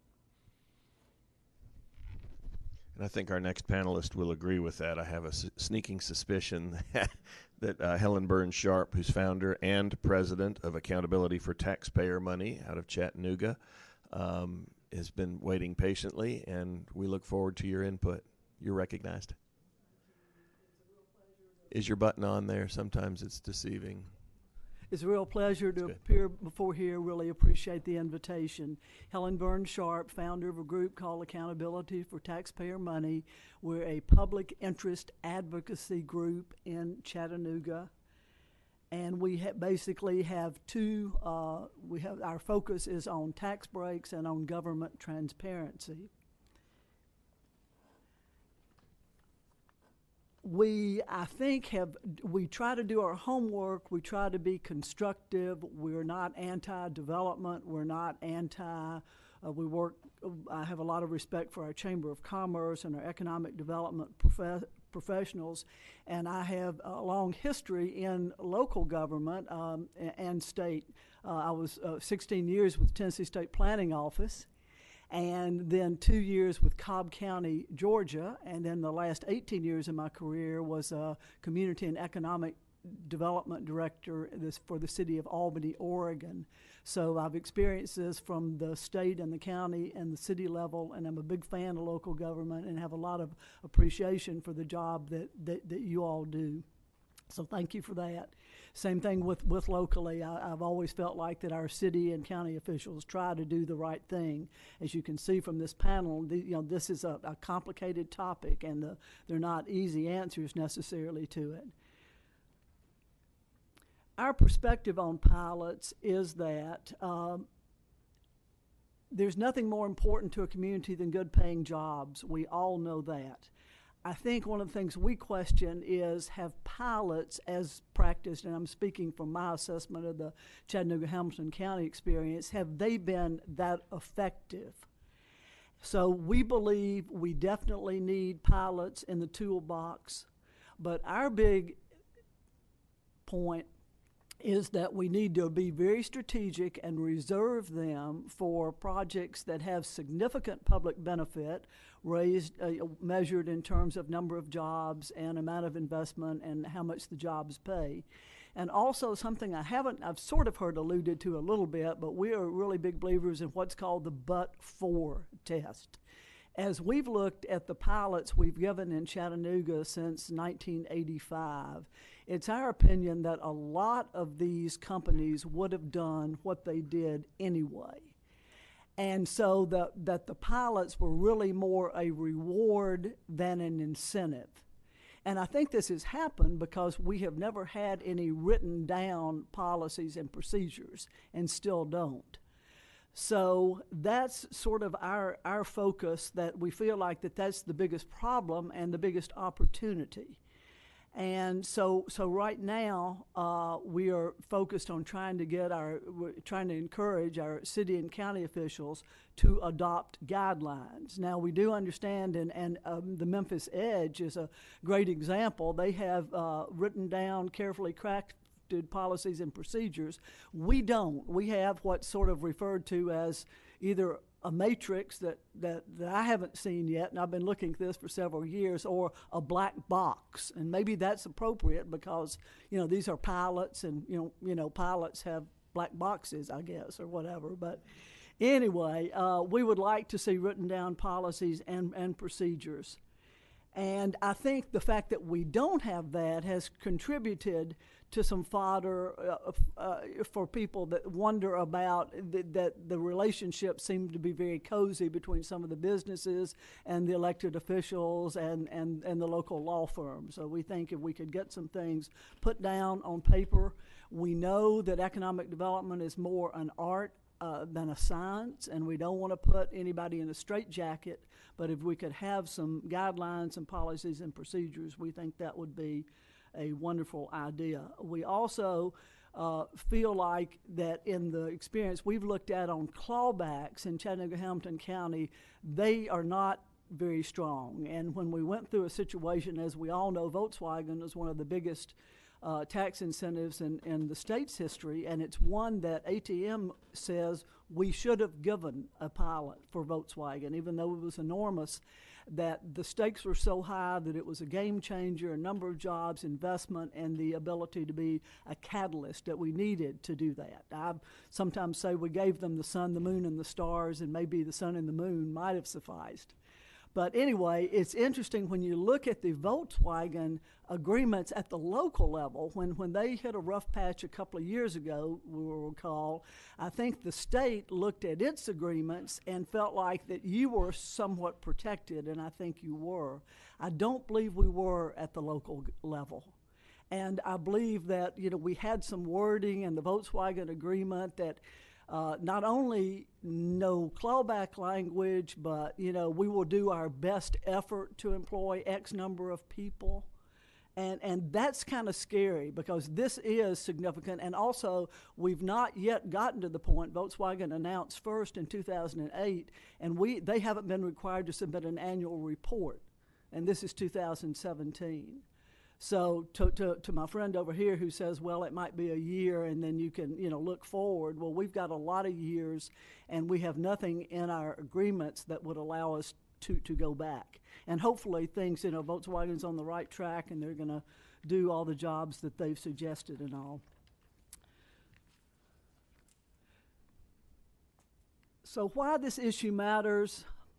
A couple of reasons. One is tax equity, this perception that we pay our taxes, most businesses pay their taxes, so why do some other businesses, typically very big businesses, not pay their taxes? Also, I think there's a sentiment out there that would say, what role should government be playing a role in picking winners and losers? And some see it from that standpoint. The social justice aspect is really more is about these taxes that aren't being collected. What could they be going for if they were collected? And actually, they could be going for things that relate to economic development. As we were saying earlier, education and infrastructure and all that is economic development. But when you think about it, I know you all deal with really big numbers, and maybe some of the numbers I'm going to share with you, they seem big to me, and the average taxpayer, when you look at state budgets, it may not seem all that big. But think about if you were trying to run a program at a rec center in an inner city. Some of the dollars that were not collected would seem like a lot of money there. I think that the other perception that I hear from people is that it seems like there's a double standard, that if we get behind in paying our property taxes, then we get a letter from the county that says you need to pay your taxes or we may foreclose on your property. Whereas with these sometimes multi-billion-dollar corporations, if they don't meet their commitments, if in fact they're spelled out in the pilot agreement, then they're seemingly allowed to slide. Mayor Andy Burke of Chattanooga said when the city and the county clawed back, Alstom was a company that ended up being bought by GM, and they closed their facility in Chattanooga-Hamilton County this past year. And Mayor Burke said, to his knowledge, this was the first time that Chattanooga-Hamilton County had ever clawed back anything. And so, we need, I think, to get our act a little bit better together in terms of monitoring and in clawing back. And I think you can put very specific wording in agreements. I think part of the issue is that most of the people that craft these agreements, they're good people, but they're representing the business side of the equation. It's the companies, it's their attorneys, it's the Chamber of Commerce and all. And so a question that we have is, who's looking out for the public interest? And sometimes this falls to the city and county attorneys, who are typically understaffed and overly busy and all like that. So these are drafted by the private attorneys, and they come to them and they assume they're okay. I mean, I haven't noticed any pushback from our city or county attorneys in terms of trying to make these agreements tougher. And I had an experience in Oregon where the city attorney put some tough wording in an agreement, and it ended up that the city got back $20 million from a plant that chose not to locate there. But they wrote a check for $20 million to the city because that was covered in the agreement. So I think we need to be a little bit more careful in the reviewing and the crafting of these agreements. The magnitude of these agreements, I said it may not seem like much, but we think it is. So in Chattanooga-Hamilton County, this current year, we think about $20 million is not being collected. And this is an estimate here, and it's probably, there are a lot of caveats here, and I probably ought to take this off the spreadsheet, in terms of how much that means over the lifespan. Most of our pilots last between 10 and 30 years. Volkswagen is 30 years. And some of our larger ones are 15 or 20 years. What I'm concerned about, we now have good data, and we know in any given year how much we're not collecting. So that $20 million for this year, I think, is accurate. However, when you look at the value over time, you have to go back into the agreement in order to calculate it, because sometimes there's a kind of a phase-in to getting back to paying full taxes. Also, we give pilots on both personal property and real property, and personal property depreciates, so therefore that's the reason that I think that $400 million, given that some's personal property, that might be a little on the high side. About 30% of parcels in Chattanooga have some form of property tax forgiveness. Go to this one. Let's see. The question of why local officials, I think, find it hard to say no. Now, the way our system works in Chattanooga-Hamilton County, the Chamber of Commerce is our economic development engine, and the mayors sort of work, I think, with them on crafting the pilots, and then it comes to the county commission and the city council, and then our industrial development board. And so, obviously, I believe it's fair to say that since 1985, once they've gotten to a public meeting, no pilot has ever been turned down. They have all been approved. So there's a perception, and I think a reality, that they're pretty much a done deal when they get there. And I think, the elected officials want to be perceived as pro-business. We get that. They assume these have been vetted, and I want to say that I'm not trying to be critical of our chamber. I know they ask questions. I'm sure they don't bring everything forward. The inferiority complex, I think with Chattanooga, some of us are old enough to remember back in 1969 when Walter Cronkite said we were the dirtiest city in America. And I think sometimes that mentality still is with us, that, we kind of feel like we've got to maybe give away more than we do. We need to remember that we are, in fact, gig city and the best town ever, and that one thing that I think the Good Jobs First makes clear is that, most businesses make decisions based on business metrics. They're looking at labor force, they're looking at transportation, they're looking at business costs. And they did an analysis, this nonprofit Good Jobs First, that said that property taxes account for maybe 2 or 3% of a business's cost of doing business. And yet, the site development consultants, beginning with Fantas in the 70s, they are very good when they come in at saying, well, gee, we really like you, Chattanooga, but if we don't get an incentive, then we may need to, go to Louisville or Paducah or whatever, or Mississippi or Mexico.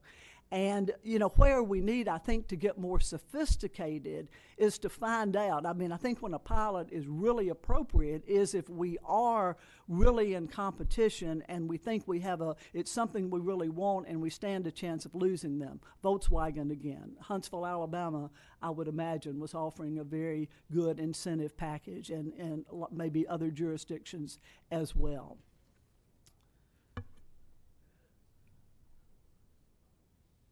So when I was a young planner, there was a motto of County News, and on their little newspaper that came out back then in hard copy, it said at the top, "The wisdom to know and the courage to defend the public interest." And I think that's something that all of us sort of need to keep in account. And adding that wisdom means it's not always, that's what you're dealing with today. We know we want jobs. We think pilots are a part of that puzzle, but how much is too much, and how can we maybe perhaps be more strategic? It's interesting. Betsy alluded to the state comptroller's spreadsheet, and because it used to be the only thing out there for people like me to look at, and then we had GASB 77 that required local governments to disclose tax abatements. And now Chattanooga and Hamilton County have their own spreadsheet online of tax abatements. The problem is these don't match. I mean, they're the same. This is the same county, and these are the same pilot companies, but the data doesn't match. And I actually think that the spreadsheet done by the Hamilton County is just pretty awesome, and I'm not a spreadsheet person by nature. But everything is there. You can click on the agreement. You can see what their commitment was in terms of a number of jobs and investment. The column in green shows the taxes they would pay if they weren't under a pilot. In blue is what they were actually billed. And on the right-hand side is the value of the pilot. So one of the things maybe that I would suggest is that we maybe, have sort of one model spreadsheet. I think we're really close. Everybody is trying to show the same information, but it's shown differently and doesn't quite match up.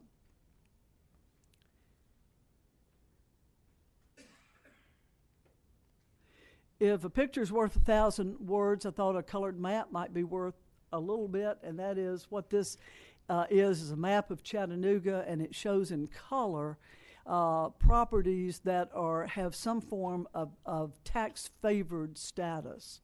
So up in the upper right in the green is where Volkswagen is located, and the bottom left in red is our one tax increment financing district, and all the yellow is property that is either owned by government or schools or charitable.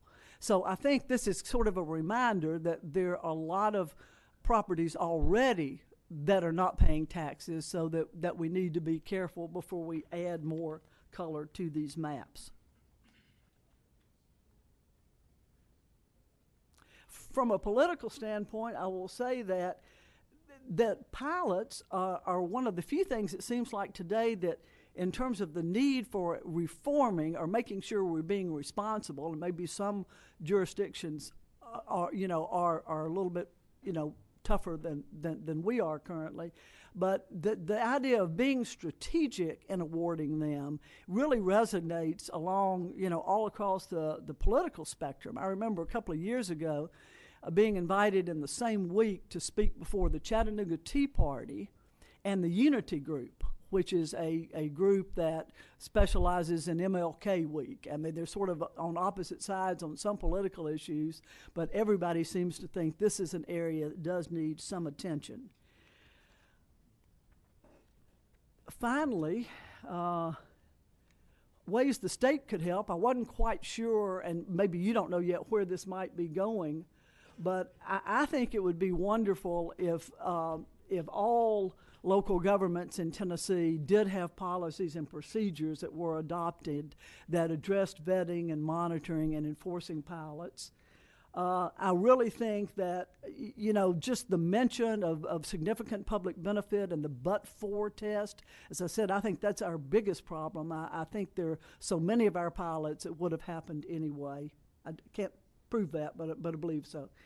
And then taking a page out of the mayor of Knoxville's playbook, what now Knoxville is starting to do on TIFs is saying, you know, we've had TIFs, we've had some successful TIFs, they're an important tool, but we're getting more of them, they're complicated, and after we do our own vetting, we want to send it to an independent public interest group to review it, to see what the impact is on Knoxville and Knox County.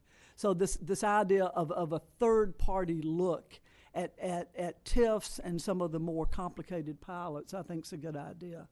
Want to brag on Chattanooga-Hamilton County here. Back about 10 years ago, the current trustee, Bill Hollander, was on the county commission, and some company came before the commission and they wanted a pilot and said, you know, they look forward to being part of Hamilton County and their children going to the schools and all like that. And so Mr. Hollander said, oh, well, if you're interested in our schools, you probably want to pay school taxes, right? And of what could that guy say but, oh, well, of course, sir. You know, so anyway, beginning at that point, almost, 10 years ago, we do not waive any school taxes. You pay your education taxes in Hamilton County in full. We don't write that down anywhere, and I think we need to write that down. And actually, I think that would be a wonderful statewide policy. And then, let's see, the model spreadsheet. And this issue that Mayor Waters alluded to, there's clearly a perception in Chattanooga-Hamilton County that the city council can agree to waive their taxes through a pilot, but they don't have anything to say about the county taxes, and vice versa. So, this idea that you can do your own, but not your sister governments, is I think something that needs to be written somewhere as well. So I thank you and be happy to try to answer any questions. Great job, Ms. Sharp. Thank you very much. We have had legislation proposed in the past. I know Tyler has looked back to see what bills there are, what laws are on the books and what were proposed and didn't pass. And I had legislation on the local governments, the education piece at one point. I'm told it ultimately did not become law, and I can't remember how many years back it was, but that's a pretty frequent refrain. Food for thought. Well, speaking of knowledge and wisdom, J. Thomas Trent Jr. is back. Now, he used up about half of his time previously, but just kidding. You're recognized, sir. Thank you for being here. Appreciate you. Make sure your mic's on, please. Yeah. It's that little light green light. Yeah. I'm going to go relatively quickly through these slides. I gave you copies of them so that you can read. One thing I will point out is that our firm does an annual program. We call it our forum, Economic Development Forum, and we keep it under 100 economic developers, primarily from our firm's footprint, Tennessee, Alabama, Mississippi, and Florida this year. We didn't include North Carolina or D.C. Or Texas yet, but and we bring in 3 world-class site selection consultants, and then we have people from the state, the power companies, rails. We had an economist from Ball State who has some very interesting things on vulnerable communities and manufacturing as our keynote speaker. It was last week. So part of what I've done here is I put some of my notes that I gleaned from that conversation in here, because your first question that was in here is economic benefits to counties and municipalities from pilots. And so I thought it'd be helpful for you to at least have this ammunition. I'll go through that relatively quickly. It touches on some of the conversations. Then I want to get into a little bit about some of the issues around adding another step in the process, as you said, Mr. Lawrence, or another deliberation, and a couple suggestions, and then I'd be happy to hit some questions.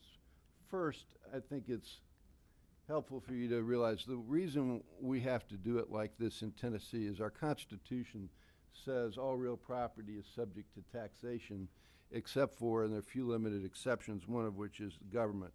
So cities and counties in Tennessee do not grant tax abatements technically. Industrial development boards have to. The way the statute is worded is that all property owned by an industrial development board is exempt from property tax. So to do a pilot, the property is conveyed to the IDB and leased back to the company. The board may then enter into a pilot agreement if authority is delegated to the board by the city or the county, they call it the municipality in the statute, that created the IDB. So the issue here at the moment that we keep talking about is that if a city creates an industrial development board, it can delegate authority to the city IDB to take the property off the tax rolls, which then makes it tax exempt, and it's not subject to any tax. If the county creates an IDB, it can do the same to the city. So one point here is the legislation that was proposed earlier only goes one way, and we have the issue both ways. Number two, I will point out in answer to one of your comments, there is a mechanism in the statute for what's called a joint industrial development board, and it sounds like your board may be a joint industrial development board. They are relatively unusual, but it permits the county and the cities to have a joint board where both delegate to that board authority to do pilots. The problem with the statute, and if you want to think of something that we can work on together, the problem with the statute is on joint boards, it's very brief. It's one paragraph, and it doesn't really set forth any mechanism for how it really works. So you have to have a long process to negotiate an intergovernmental agreement with it, which it sounds like you did. And a lot of communities don't have the energy or the wherewithal to do that. So one possibility is to beef up that section and encourage people to use joint boards more. And it will avoid a lot of this conversation about competition among boards. Lessons learned. First, the process is very different. I've been doing this almost 37, 8 years. The last 10 years have been a geometric difference, and it's all related to technology. And this is from the site selection consultants. With the analytics now available to the companies and the site selectors, they get almost all the information they need before they even call the state or the power company or anybody. And they eliminate almost all locations before ever reaching out. That's a dramatic difference. It used to be they'd call the state, they'd call TVA, say, what sites have you got? Now they've already done all the demographic analysis, workforce analysis, site analysis. That's a huge change. Most deals are eliminated before they even call. The greatest focus is workforce, which can lead to their taking the fourth or fifth best economic issue. The most important thing in economic development right now, bar none, is workforce development. Tennessee is doing a good job in this drive to 55. We get a lot of press from it, but we're still struggling in that area. People can't find the qualified workforce they need, particularly the farther you get from the major cities. We're seeing an increase in state and local funding for incentives nationally. It's part of what we've been talking about. I don't know whether you call it a drive to the bottom or a race to the bottom, but it is increasing. It is not slowing down. And another point that was made was TVA has been the leader, and I said a leader, but it has been the leader in economic development my entire career, and these site selection consultants said Duke, other power companies, Southern companies are all stepping up now and doing what TVA does, so that's no longer as big an advantage as it used to be. Next, incentives don't get you on the list. Let me get to the right slide. That's important. You're eliminated before you get on the list if you don't have what you need.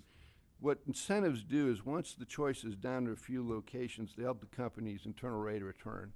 Every company has an analytical system where they just take everything back to a net present value and it's $1 amount, and they compare it.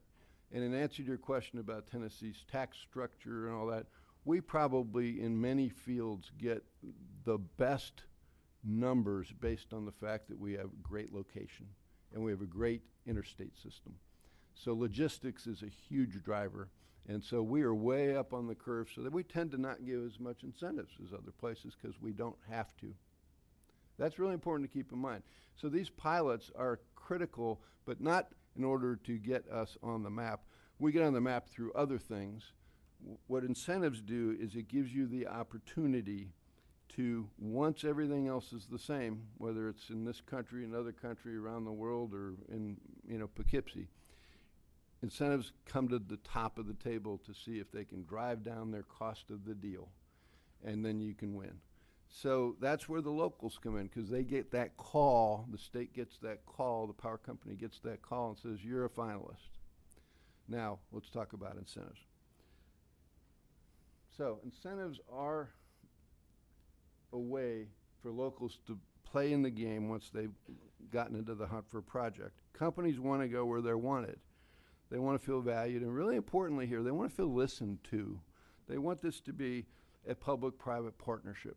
They want to feel like they're going to be part of the community and welcomed. Property taxes are really often the only pot of money that the locals can use to incentivize a company. Many of them don't have cash.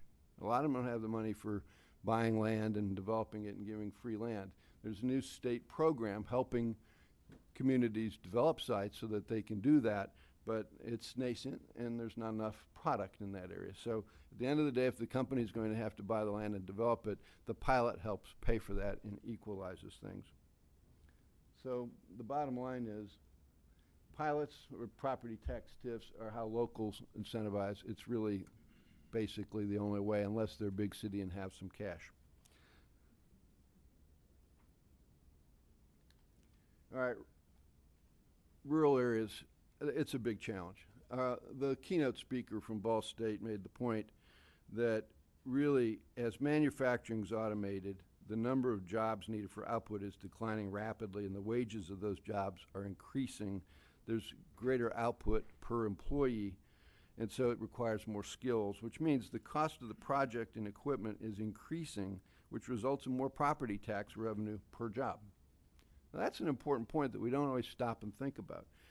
It used to be you'd do a distribution center of 1.5 million square feet, and you'd have 500 employees, and the building would cost maybe 15, 20 million, and the equipment would be 60.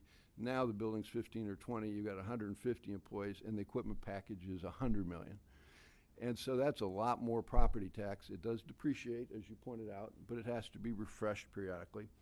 Well, so there are fewer jobs, and they're for higher skilled workers. That is a huge issue because the people who are the least skilled are the ones that are going to lose their jobs first, and they're the hardest jobs to place. So one thing the site selectors all said, which was news to me, is one of the biggest issues they look for in eliminating communities is the population of the community declining. If you're in a community with a declining population, you may not make the list. Well, that's a huge issue in rural Tennessee. And so there's a war for talent. So communities need to reinvest in themselves to stop outbound migration and reverse it if possible. And some states, one of the panelists was even considering a tax break to bring their college grads back to their state. That's how serious it is in rural areas. So why do pilots work? Well, if the project doesn't come, as was mentioned by Mr. Lawrence, there's no new tax. So the concept is that a new project brings not just jobs, but new tax revenues, some of all which can be abated.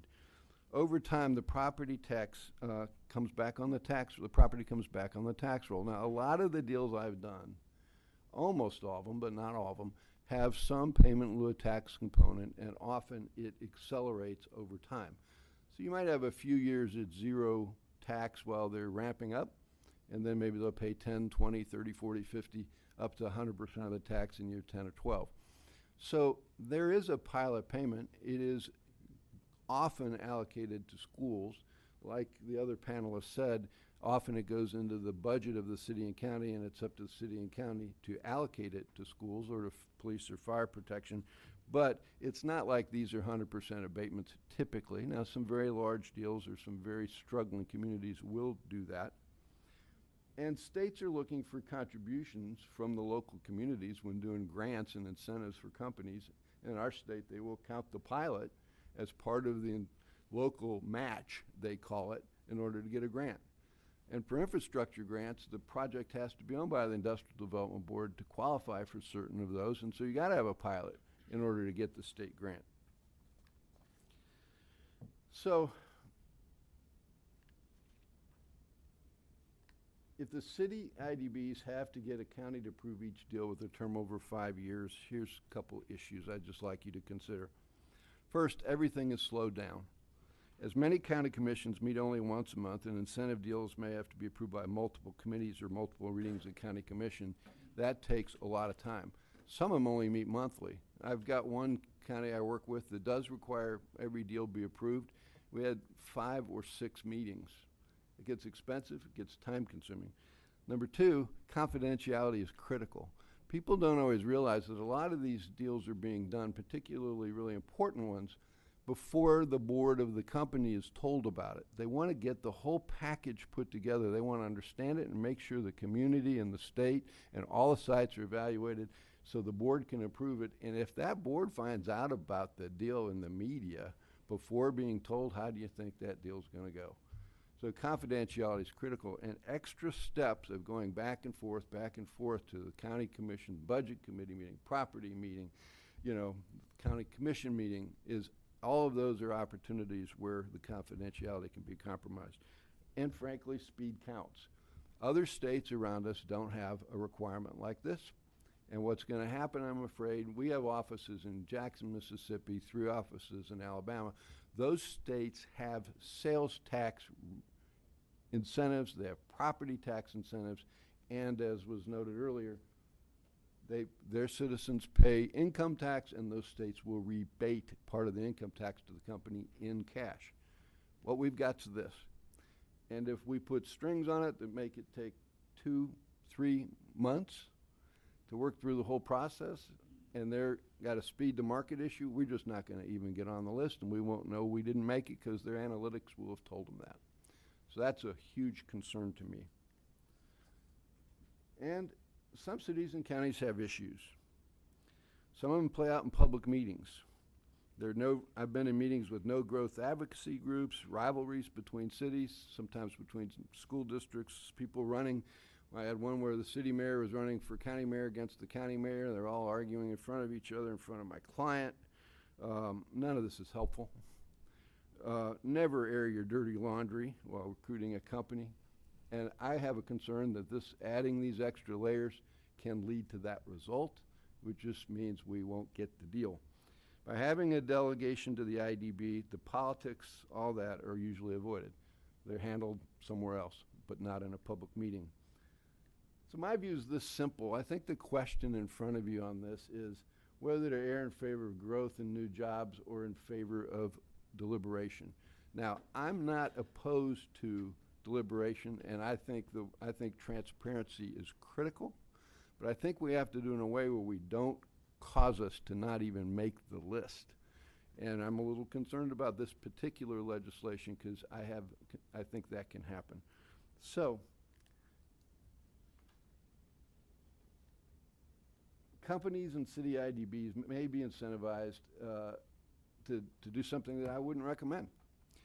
If you had a deal where you can go 5 years and that's it without going to the county, and you're worried about going to the county, it's going to take too long, you think their politics aren't right, there are issues, you may probably just end up doing 100% abatement for 5 years. Because that's net present value. That is the same as a 10-year abatement that's graduated, right? And the result of that may very well be then that you get no pilot payment in the meantime. It exacerbates the problem of funding schools, police, fire, and protection. You're better off doing a graduated one over a longer period of time with a pilot payment where money's made available to cover those things. A lot of companies I represent both communities and companies. I give dozens of presentations a year to local communities and do education programs.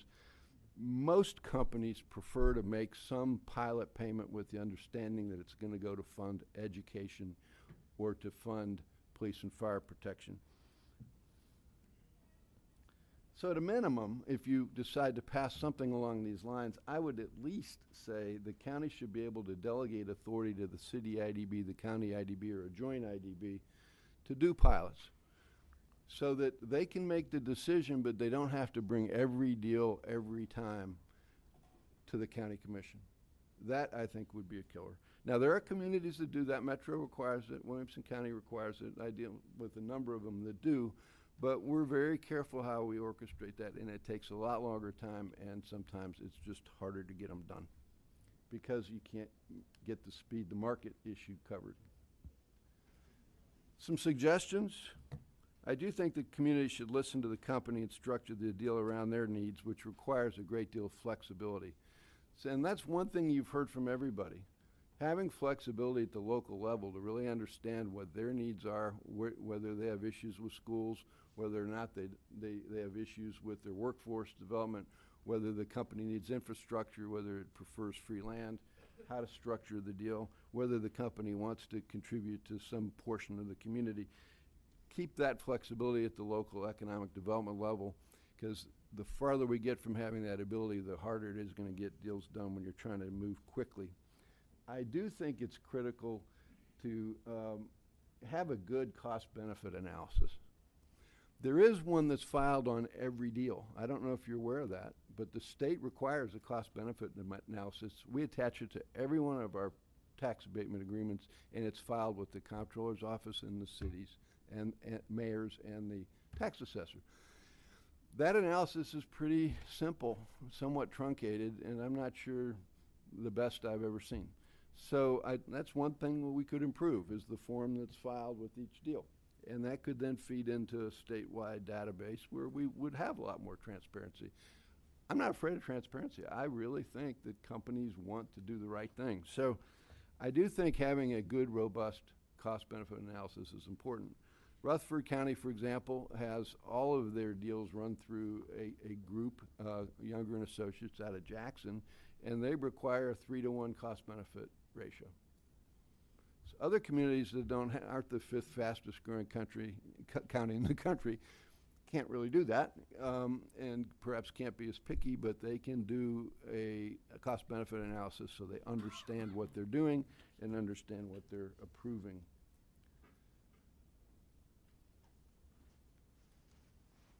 Companies are partnering and doing this, and they don't want to. This was a quote from one of the most well-known companies in the U.S. that was at our program. They don't want a bad marriage and a long-term relationship that a project represents. Locals should make incentives performance-based, to my point. This is a company speaking. Performance criteria work well so that the abatement and value of the incentive decreases proportionally if the company doesn't create the jobs promised. For free land or grants, companies can be required to repay the unamortized value if they do not perform. That's what our state does on their economic development grants. We use an 80% test to give people a little margin in a bad time, but if you hit 80% of what you promised, you're okay. If you don't, we start adjusting it. We did a deal in rural Middle Tennessee where it was a foreign company, and we made the parent company guarantee the cost of the amortized cost of the land if they didn't do the deal. That can happen. These are all can be structured to take care of the issues you identify locally. Most companies want to support their schools. They don't want to say that it's all about workforce and then not contribute. Offers to structure, including pilot payments, and communities usually expect this money to fund schools, and sometimes it has to do with police or fire protection, particularly if they're at the edge of the county. So pilots can take real property off the tax roll, so a freeze and a minimum pilot payment can keep the budget intact, and then you can structure so you give a larger abatement on the equipment side. We're going to see more of that as manufacturing becomes more capital intensive on the equipment side, less on the land and building side, and that way the community doesn't have any shrinkage in their tax base. We're seeing more communities do incentives for expansions. Retention and growth by current companies is the easiest way to grow jobs, and this does help current businesses. And I'll make this bottom line statement. I was on the governor's Rural Economic Development Task Force that met a number of times last year, and one of the recommendations is that in combination with maintaining flexibility and structuring incentives, local governments need continuing education and best practices. This is important given the normal turnover in elected officials. I really do think that if we could have conversations like we're having today, early and often with governmental officials, with the mayors, with the city mayors, the county mayors, the economic development board chairs and officials, and this were to be a routine thing that people do as part of their job, they'll learn how to take into account things like funding schools, funding police and fire departments, making sure that they've got the infrastructure in place that they need. And that's really what I'm hearing these two communities doing. And I do think that that is a critical component of this. I went through that very quickly. I know we're running late, so I'm happy to field some questions. That's very helpful. Questions? Yep, Mayor Huffman. Thank you, Mr. Chairman. Counselor, let me ask you, if a local government is going to borrow money and buy property to develop for industrial purposes, does that require a referendum on the local level? If the statute says that there's two components to that. Under the Industrial Development Corporation Act, if a city or county is going to lend its credit on behalf of a private if person, it's a GO bond, if it's then that will require a referendum. And if it's going to be an industrial park, the Industrial Park Act requires you go through ECD and get a certificate of public purpose and necessity. So it depends on what it is, but typically the answer to that question would be yes. Now, you can go through the Industrial Park Act and you may not need a referendum, is my point, because you've gotten the certificate. That's what I, right. Okay, all right. Secondly, the Memphis mega site, the Memphis regional mega site in West Tennessee. Yes. That's 4,100 acres that's owned by the state of Tennessee. Yes. How would a pilot program for an industry that's interested in locating there be structured if the property is already owned by the state? Oh, the answer is I actually represented Haywood County on that deal, so I'm well aware of it. The property would be conveyed to the Industrial Development Board. There's a statute For the county. Yeah, there actually was a Regional Megasite Authority Act passed by the legislature in connection with that. It hasn't been used. And I'm on that authority. That's why I'm asking, because I'm confused about how that's going to work. Yeah, well, the answer is we wrote that act, which gives, it's like we based it on the Joint Industrial Development Board concept, but included additional counties because this would truly be a regional effort. And it was in order to enable those counties to help contribute to the cost of bringing in the business and all that. It wasn't used because at the end of the day, the state said, we're just going to have to pay for this. There's not a large enough tax base in that area right now to fund the cost. I think the concept at the time was that the state would eventually, when a company came, convey it to either the Regional Megasite Authority or the Haywood County one, and then do a pilot. That works, but your biggest issue there, of course, is, if the property tax rate's really low, there's not a lot of pilot money available, so that will take some additional state grant dollars. And so it's going to be a collaborative effort between those two. But as soon as you land the big whale, there'll be a way to do it. And you can do that. That site's so large, you could probably, if you need to do 2 or 3 different projects in different ways, you could. Let me ask you then specifically, does the Megasite Authority Board have to approve any pilot?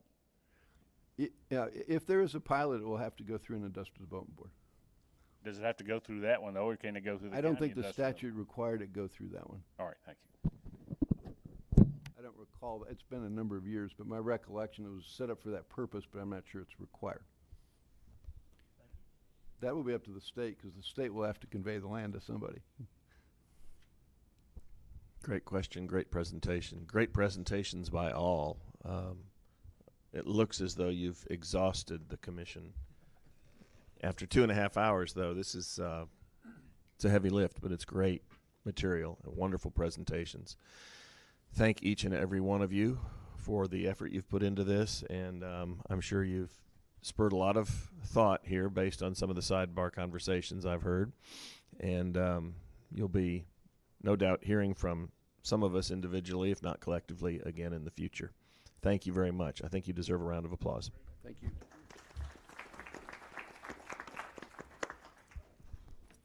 You can only imagine what we must endure because we go from this to BEP.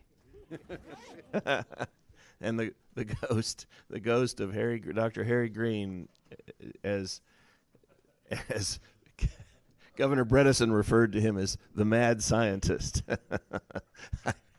Oh, well, I digress. But he and Dr. Green and Lanice Rourke Patrick worked very hard on matters related to BEP for some time. And I've rambled on in order to give Melissa time to take to the podium to set us up for the next discussion. Cliff, do you have anything? Dr. Lippard? I would just add that to that short list of Dr. Green and Elise Rourke Patrick, if I was going to say the three people who know the most about the BEP currently in the state of Tennessee, I would add Melissa to that list. So. And that is why she is here. Take it away. Is this on? It is. Okay. Yeah. Thanks, Cliff. Okay. So at our last meeting, the issue of funding for capital outlay was discussed as part of a couple of presentations, and questions were raised about the calculation and distribution of funds specifically for capital outlay, and if there's any tracking of those dollars as they go out to school systems. So at the end of the discussion, the panel asked that the commission asked that a panel be put together for this meeting to discuss those issues. So if the panelists would like to come forward, we have some very experienced people for you to hear from today. We have Mary Ann Dursky, who is the Executive Director, the Office of Local Finance for the Tennessee Department of Education, and Mary Ann also has school district experience, previously being a finance officer for a school system. We have Mickey Hall, the Deputy Director and Chief Financial Officer for Wilson County.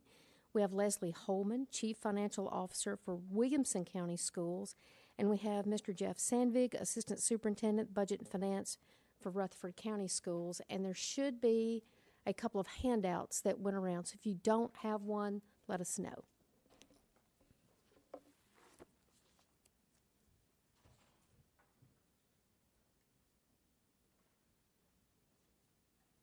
Mary Ann, would you like to begin?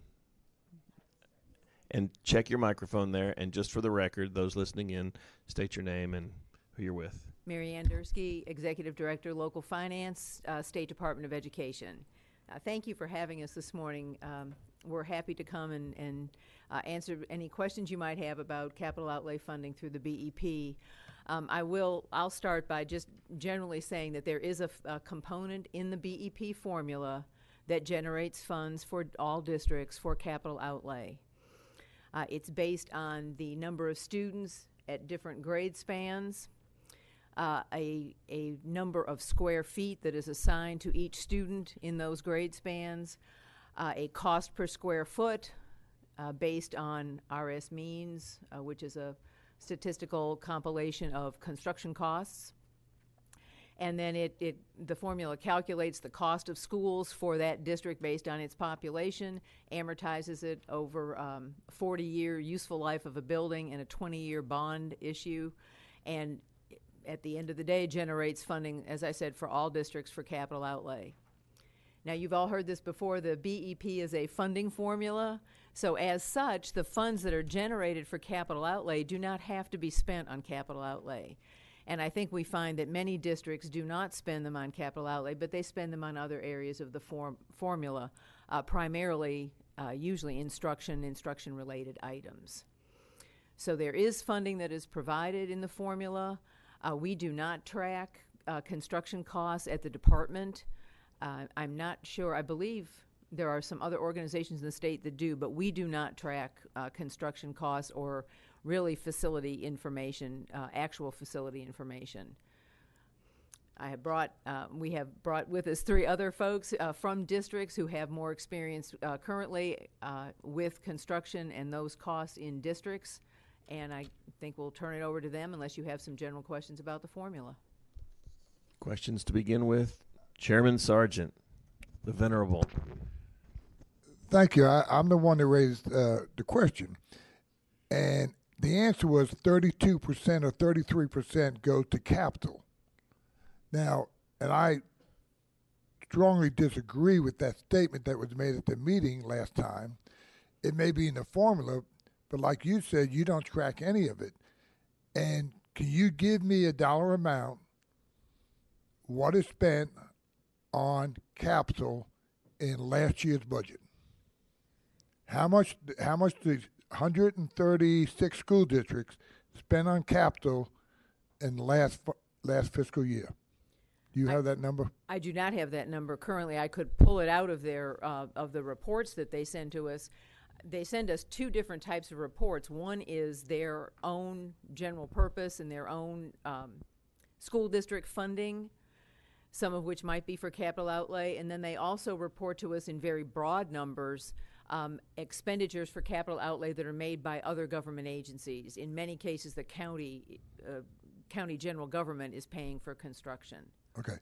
The other question, you said you know what it costs per square foot per county to build a building. No. I apologize. What we use is an average based on a statistical compilation of construction costs. Do you have that figure?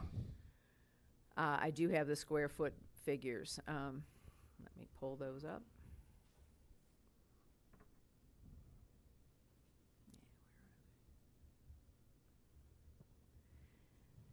For elementary schools, the cost in the formula is $139 per square foot. For middle schools, $140, and for high schools, $145, almost $146. Now, is that coming from last year or last 3 years on what schools were built and what it cost?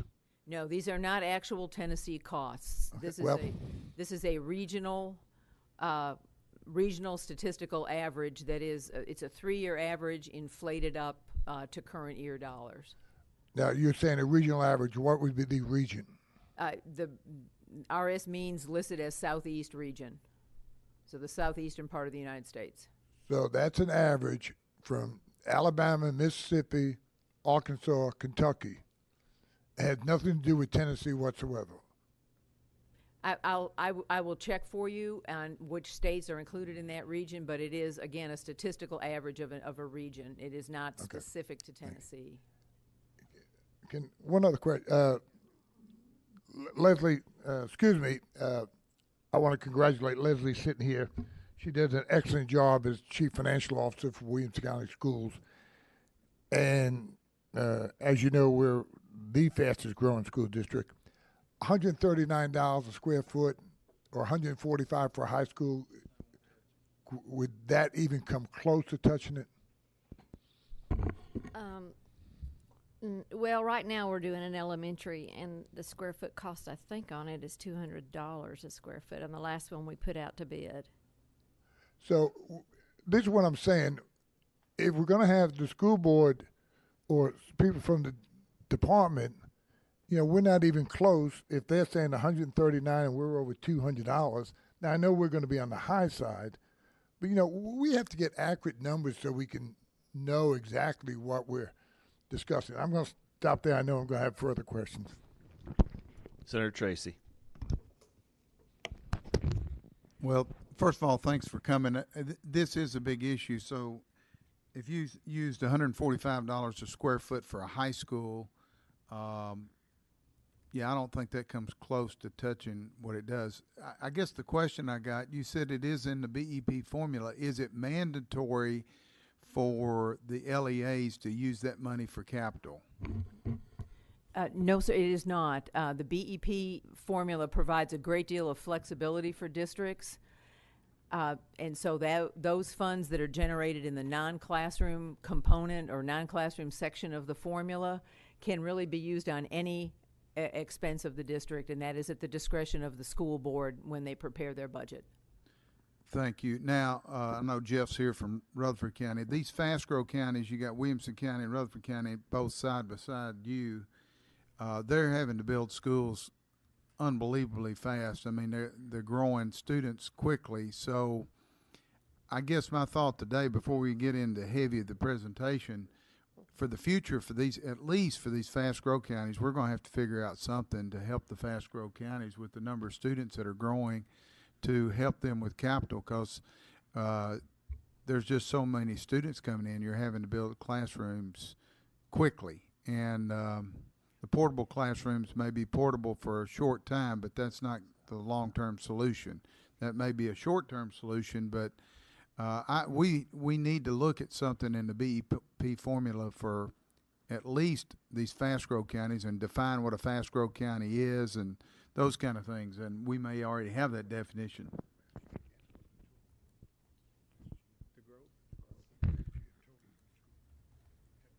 What was the total growth for the state of Tennessee last year? Do you know? Growth of number of students we're growing Students, for the whole state? slightly less than 0.5%. All right, what growth was in Rutherford County and Williamson County last year? I know Jeff probably knows that. Do you know how much you grew? I was going to say the fast-growing counties are somewhere between 2 and 3%. Okay. And we see concentrations of growth, and then we see other areas that are either status quo or declining in enrollment. So that's why the statewide average doesn't reflect the fast-growing numbers. Yes, sir. Thank you, Mr. Chairman. You said 0.5%. What's the total enrollment in the state school system then, so I can figure out what the number is?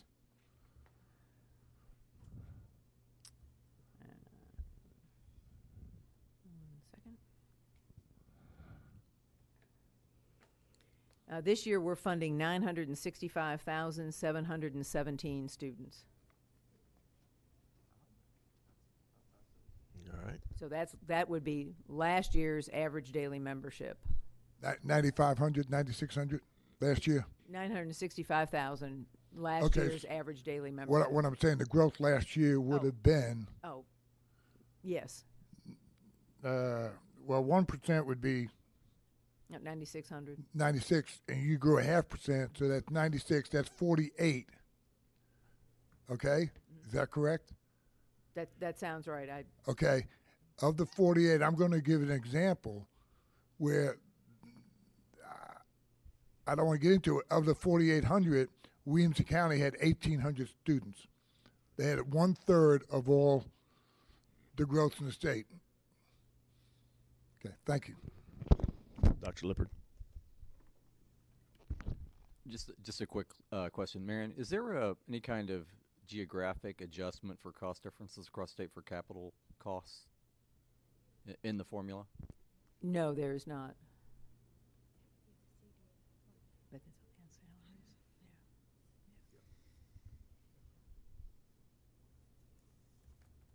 All right. All right. Any further questions at this juncture yet? Mayor Huffman. Yeah, you're good. This question, would it be unreasonable or unfair to ask the question that in counties in Tennessee that are growing rapidly like that, let's say Rutherford County, I assume their tax base is growing rapidly as well. Would it be unreasonable to assume that the fiscal capacity of that county is also growing so that they might get less state dollars in the future rather than more, even though they've got a growing system? You see my point? I understand the question. I would hesitate to comment on that without looking at the actual numbers. But that would be a possibility. It could be. So you would have to actually compare the fiscal capacity. Jeff, do you know if your fiscal capacity, what it's been doing over the last several years? It has slowly been increasing since I've increasing. Yes, sir. Right. But funding decreases. Right. Are you saying that you've been getting less state dollars? Because our growth has been fast enough, we've got more state dollars. Yeah. Your service burden is right. Okay. Right. Thank you.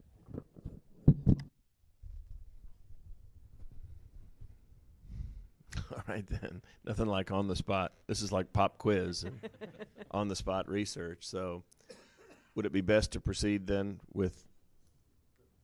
Yeah. I think so. Yeah. Okay. And if you have specific questions Okay. like that, we're happy to take them outside and get back to you with answers. Okay. So next, Ms. Hall, do you want to go next or? And there you go. Leslie Holman. Thank you. And I've worked for Williamson County for about 20 years. When I watched your video from your last meeting, and tried to see what your questions were. I tried to get some information together that I thought might address it in a way to me that would.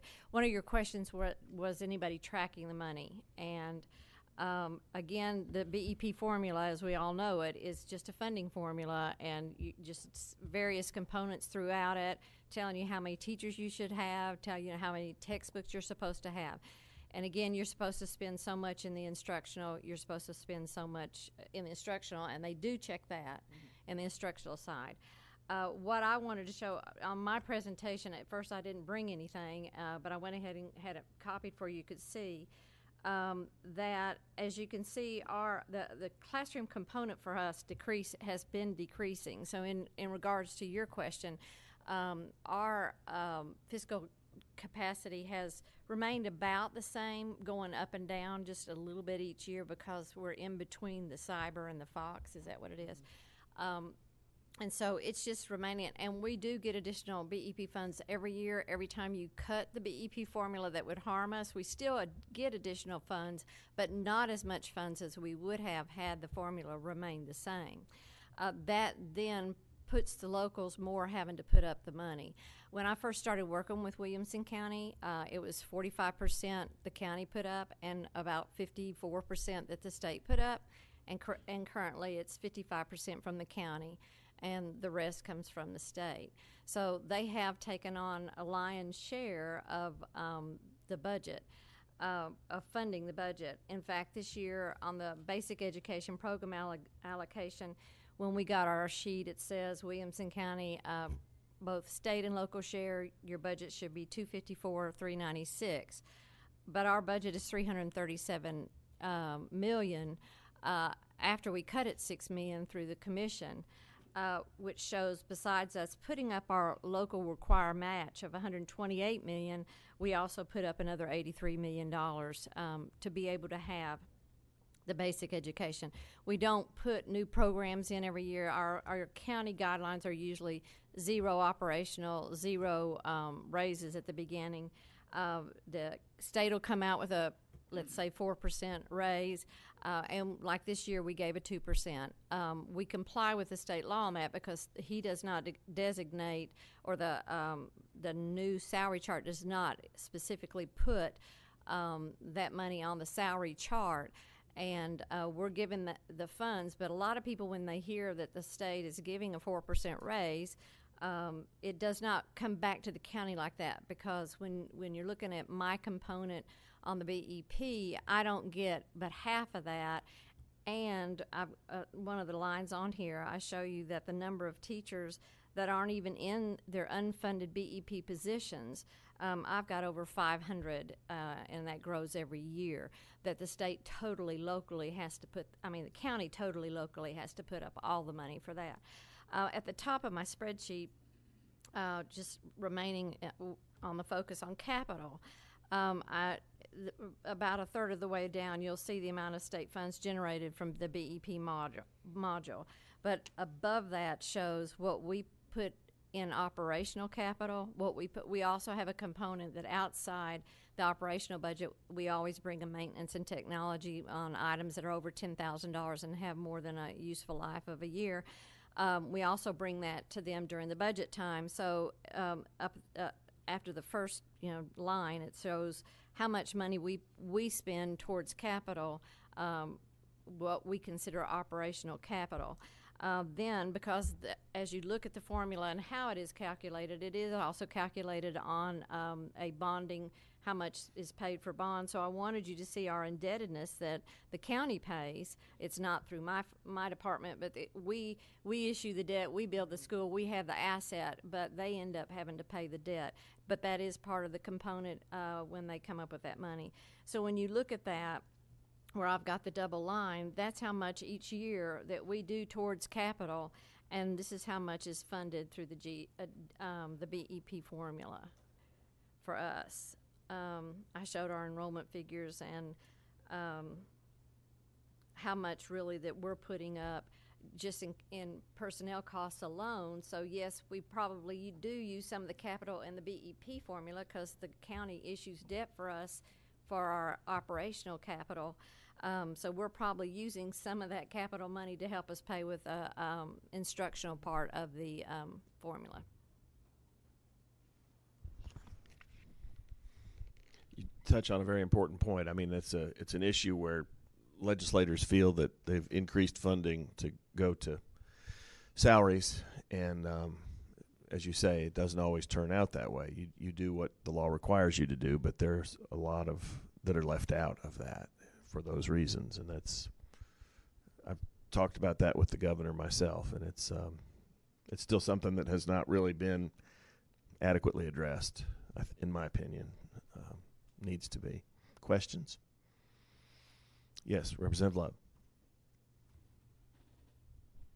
Thank you, Mr. Chairman, and thank you for your presentation. So, when we approve a raise for teachers,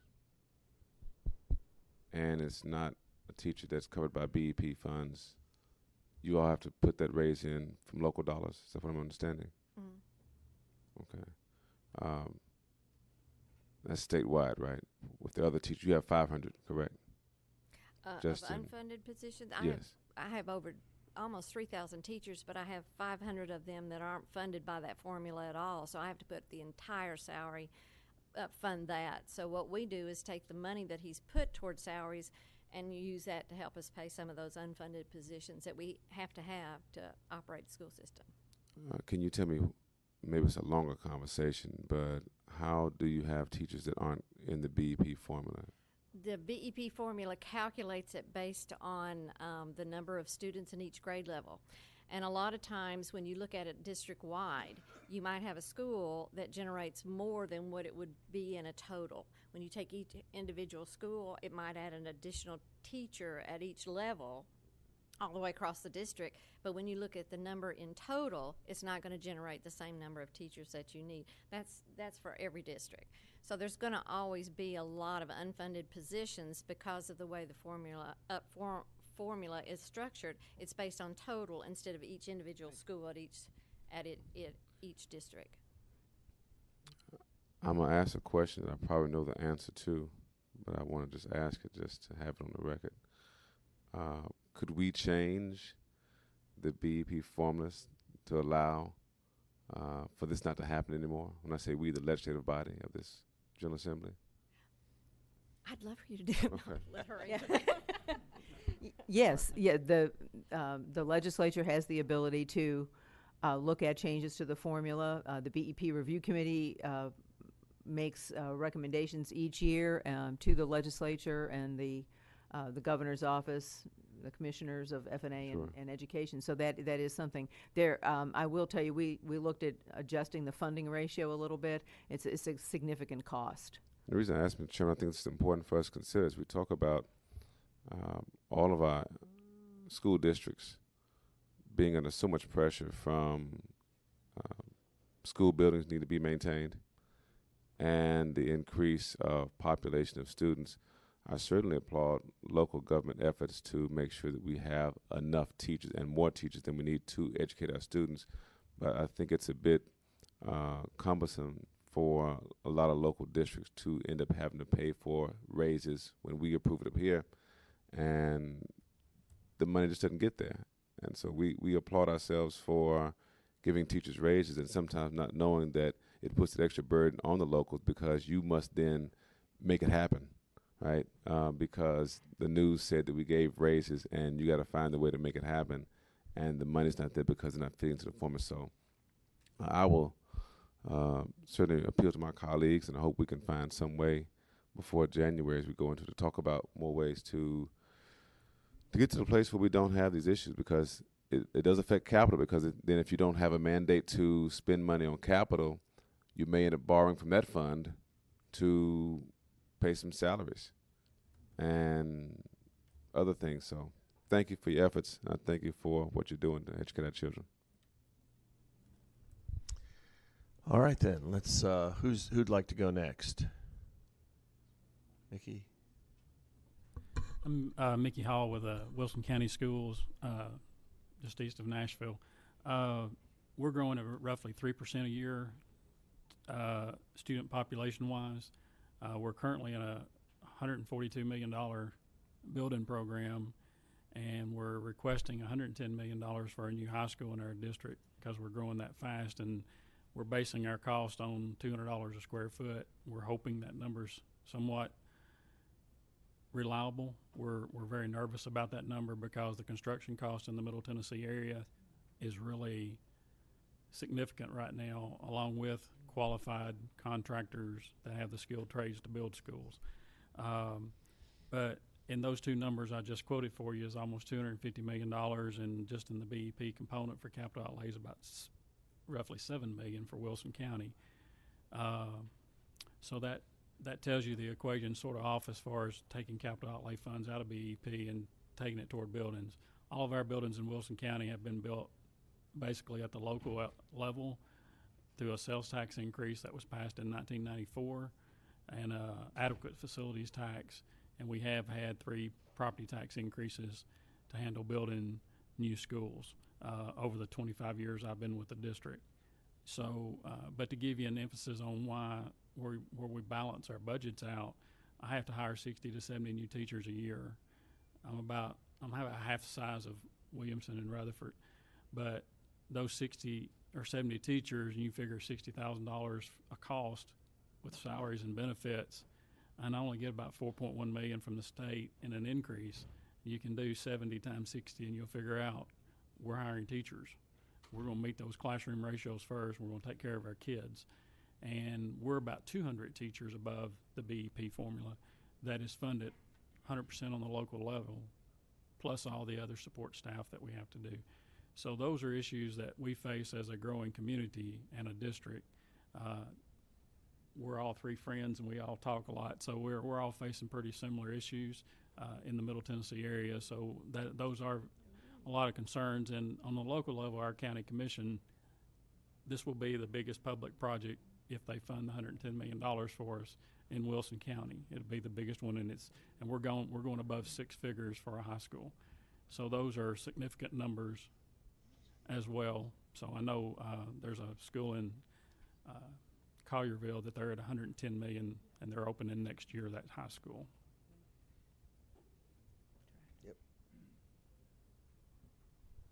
Yep. Questions? He speaks the truth about Collierville. Brother Sandvig, last but not least. We have a lot of history on this. You might want to pull the mic a little closer to you there. I'm sorry. That's Is that fine. better? That's far, yes. Okay. We've been growing for decades. And numbers I started giving our commission years ago. In 1990-91, we had our third month ADM, which is what I always use, 17,960. In 18 years, we doubled. We were at 35,915 for the 2007-2008 school year.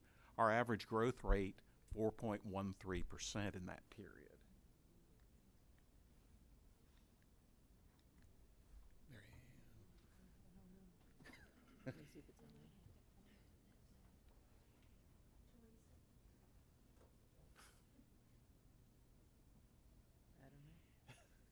I'm glad I'm not the only one. Oh, I tried that one first and pointed to PC. Okay. To cover that growth, 16 schools and 14 additions. One year we opened 3 schools. I know Leslie has faced that. I think he probably has. Our peak growth year was 2006-2007. We were up nearly 1,900 students. And this is ancient history, but these years show that the capital outlay component is totally inadequate when it comes to funding the capital costs of these schools that you need for that kind of growth. Now I get into my numbers. 2001, 2002, our peak period. The BEP capital component in the non-classroom section. State funds is the first line. Local funds, about a 50-50 split for us. So third line down, the BEP capital component, 10 million the first year, 19 million for 0708. Fourth line, I'm showing our capital expenditures in Rutherford County. Debt service, I thought that was a smoother number than if I looked at just the construction projects we actually opened that year, and any transfers we've made from the general purpose school fund. And at the end of this period, we started a small capital projects fund for items we didn't want to pay for over a 20-year period that is straight from our property tax. The fifth line, the red line, those were our capital expenditures in excess of this BEP capital component. We were over double for every year in this period. The bottom line shows our growth percentage. Started at 4, peaked at 5.6. Things were winding down in 07, 08, but we were over double every one of those years.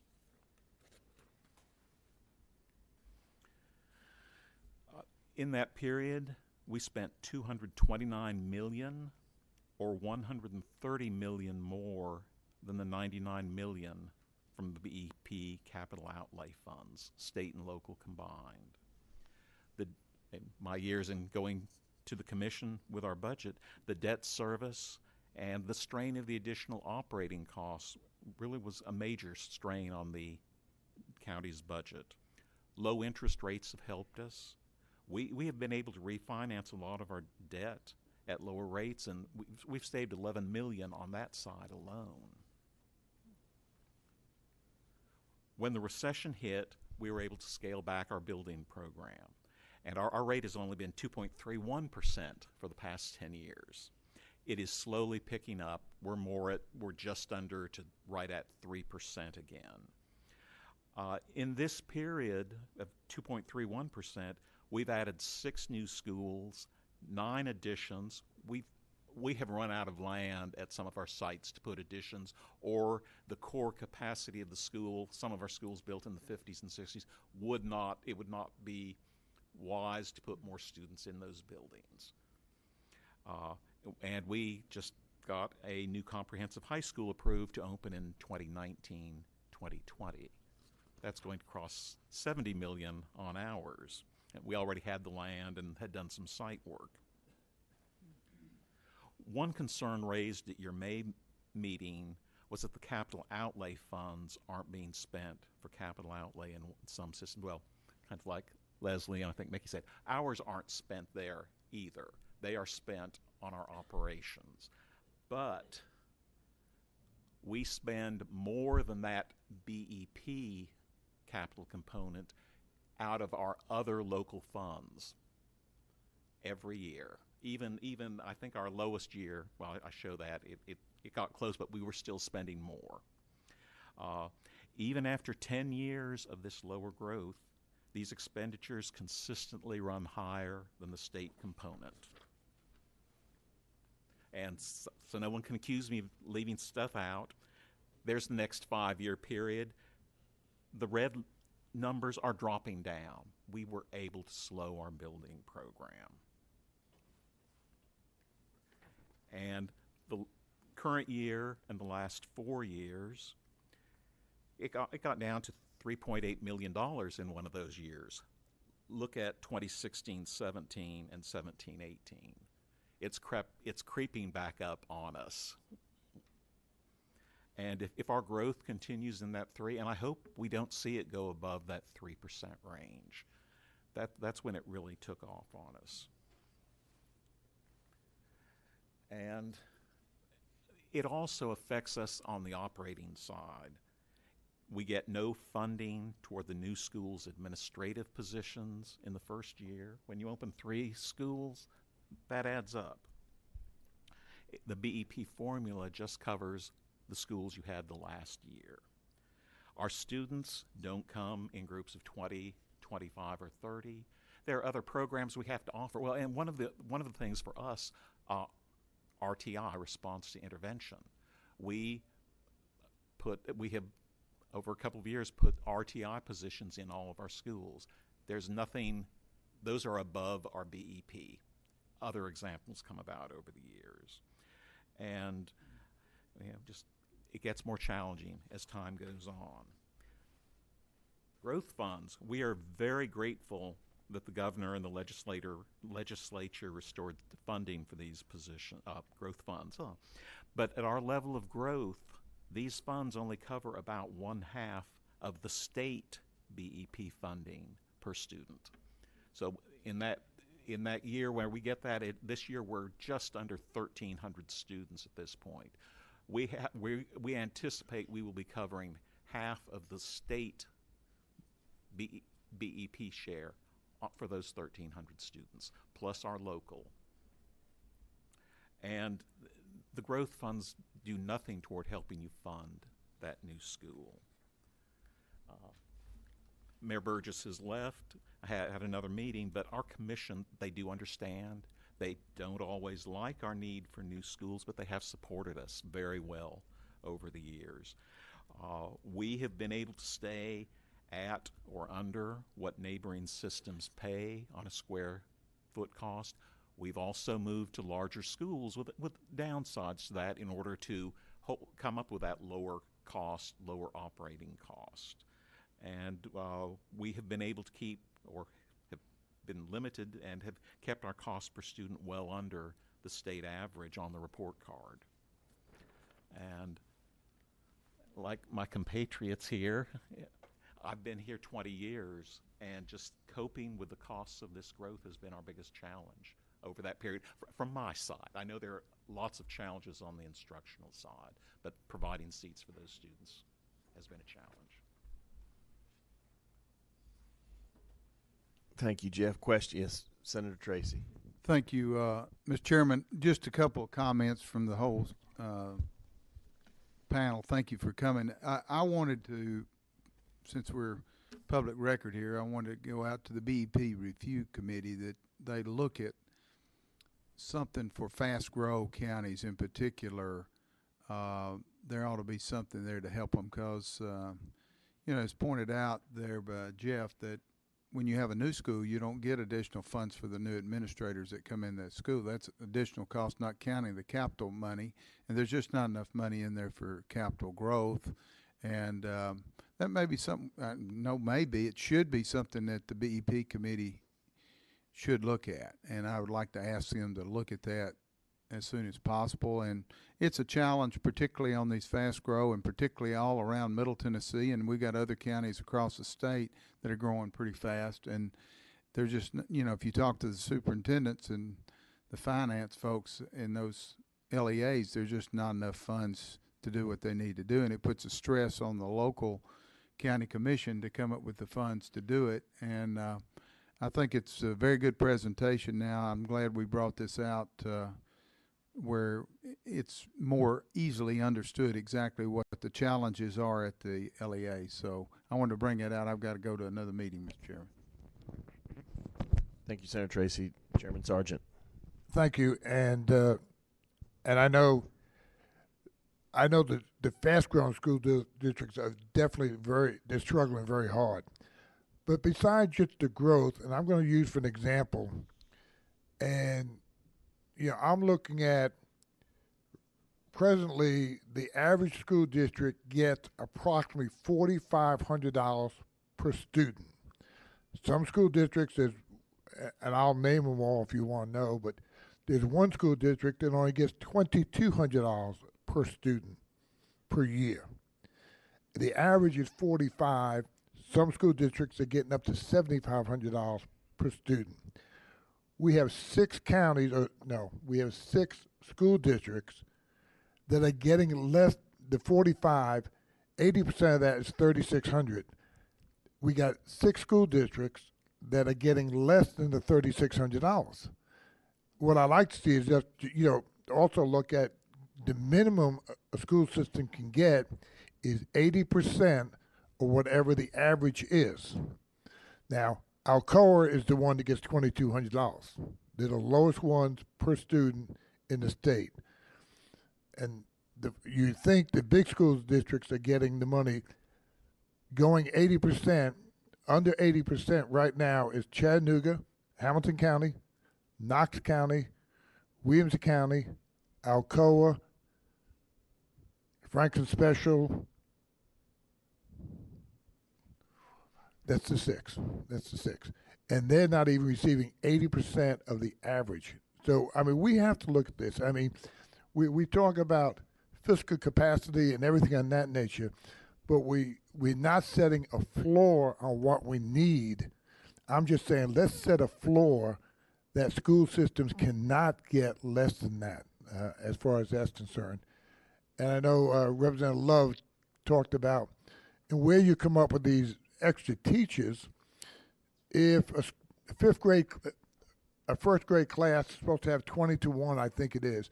Well, if you have, in a school, you have 110 first graders, well, 5 teachers only gives you 100, so you have to go to 5.5, where you cannot hire a half a teacher, so you have to have 6 teachers in that school, and you don't get paid for that 6th teacher. So these are the things that I know all the fast growing are struggling, but those other counties that are getting less than 80% of the BEP formula are also struggling as far as that's concerned. Leslie, one other thing I'd like to ask you, what is Williamson County projecting for the next 5 years, and what are they projecting for the next 10 years in the way of growth money, in the way of growth? Can you give us a number on that? In the next 5 years, it's about $300 million of building new buildings. But the next 10 years, we're projecting 17 new buildings, and that was close to about $500 million. But we're projecting our operational costs to increase probably double what we're doing right now. And this would be approximately the same number as Rutherford, what Wilson's going to do, and these fast growing. So, I know your county mayors and your city mayors, and, you understand what type of money that is to try to build, that type of capital. And we have a lot of school districts that are having no growth whatsoever and haven't built a new building in 20 or 30 years. So these are the problems I just want, I think, and I appreciate the 3 of you, all 4 of you, excuse me, the 4 of you being here today, and appreciate you giving us this knowledge and letting us understand where the problems are when we look down to local school districts as far as that's concerned. And thank you very much. And Chairman, thank you very much for having this meeting. Thank you, Mr. Chairman. No, it's important, and I know there are a lot of people who wonder why the last substantive review, the special group that was put together, didn't get a little further in addressing some of these issues, but, all things in time, they ripen on Funkin' Wagnall's porch. It's in the mayonnaise jar. It's becoming clearer, I think, as time goes on. Mayor Huffman? Quickly, a couple of questions. Mr. Sandage, in Rutherford County, it looks like the value of the county has gone up substantially over the last 10 years as well. It looks like the appraised value of Rutherford County is up about $9 billion over the last 10 years. So your tax base has grown. Certainly. And it looks like your per capita debt has actually gone down some. So right. I guess my question is, have you had to raise property taxes significantly over the past several years, or have you had to do something in terms of going to the max on sales tax, or how have y'all handled that? Well, we went to the max on sales tax when we opened Blackman High School, and I think that was for the 1999-2000 year. And the reason I concentrated on that first set of years, when our growth was that high, that's where it really was a burden on the property tax, the debt service piece. We formerly had done 15-year financing. We moved to 20. And then because of another change, we used to use even shorter-term capital outlay notes for our elementary schools, and there was a state change that ended that practice because we didn't have to share with the city.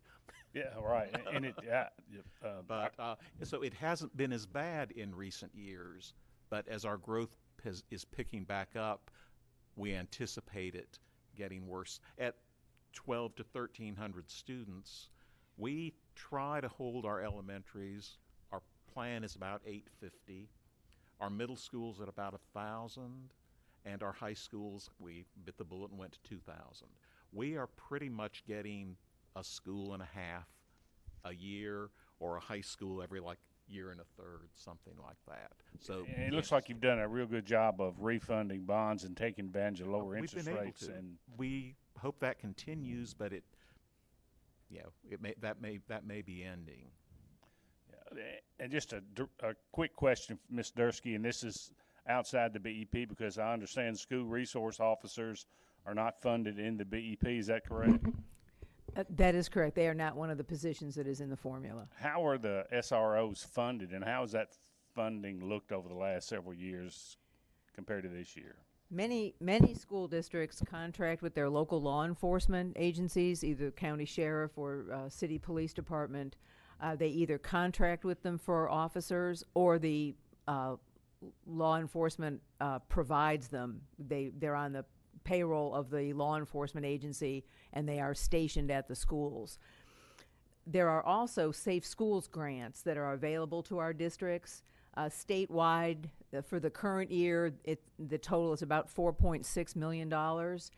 And it looks like roughly half of the school districts are using part or all of their safe schools allocation for school resource officers. Has the funding for SROs gone up over the past few years? Is it about steady, or how's that worked? The Safe Schools grant has been steady for several years. Thank you. Other questions? Y'all are great. This is very helpful. And yeah, Sarah Yarborough, do you have anything else? Okay. Wow, what a day. Thank you. Yeah, sure. We just recently put up a transparency site, and so a lot of our expenditures and things like capital and all that, you can go to the site and see it. So just go to Williamson County and then go to the finance department, and then you'll see it, and go in there and play around. It's pivot tables, but you can put it in graph forms. It's easy to go through, but then you can see over 10 years. It's got 10 years worth of information in it, and you can drill down. And so I just wanted you all to know that, our capital expenses are real. You'll see them go down in the middle of our years. And what happened during that time is that we did a district-wide rezoning. That's a very hot political thing. You don't do it very often.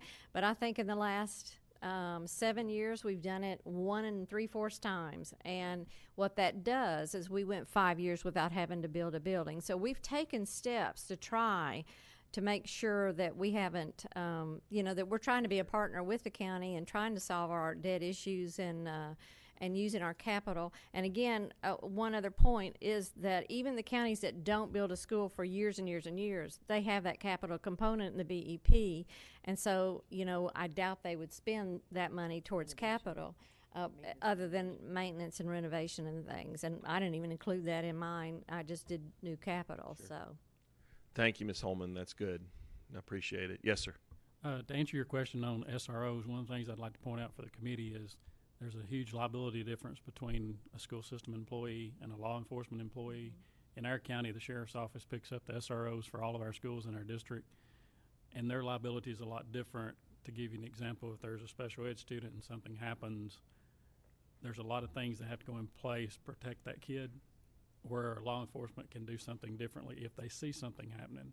So you may want to look into that a little bit from a county perspective on who they're employed by, because the rights and what they can do changes a lot by who employs that individual. Point well taken. Thank you. Thank each and every one of you. Thank you all together. We've benefited greatly from this, and it's our last item of business for today, unless there is anything else to be addressed. Make a note. Our next meeting is December 13th and 14th. I guess by that point we'll be in a different building. I'm not sure about that, but as I take it, this may be our last meeting in old LP 16. So history is being made today. And if there is nothing further for the good of the order, we will stand adjourned. Thank you all very much.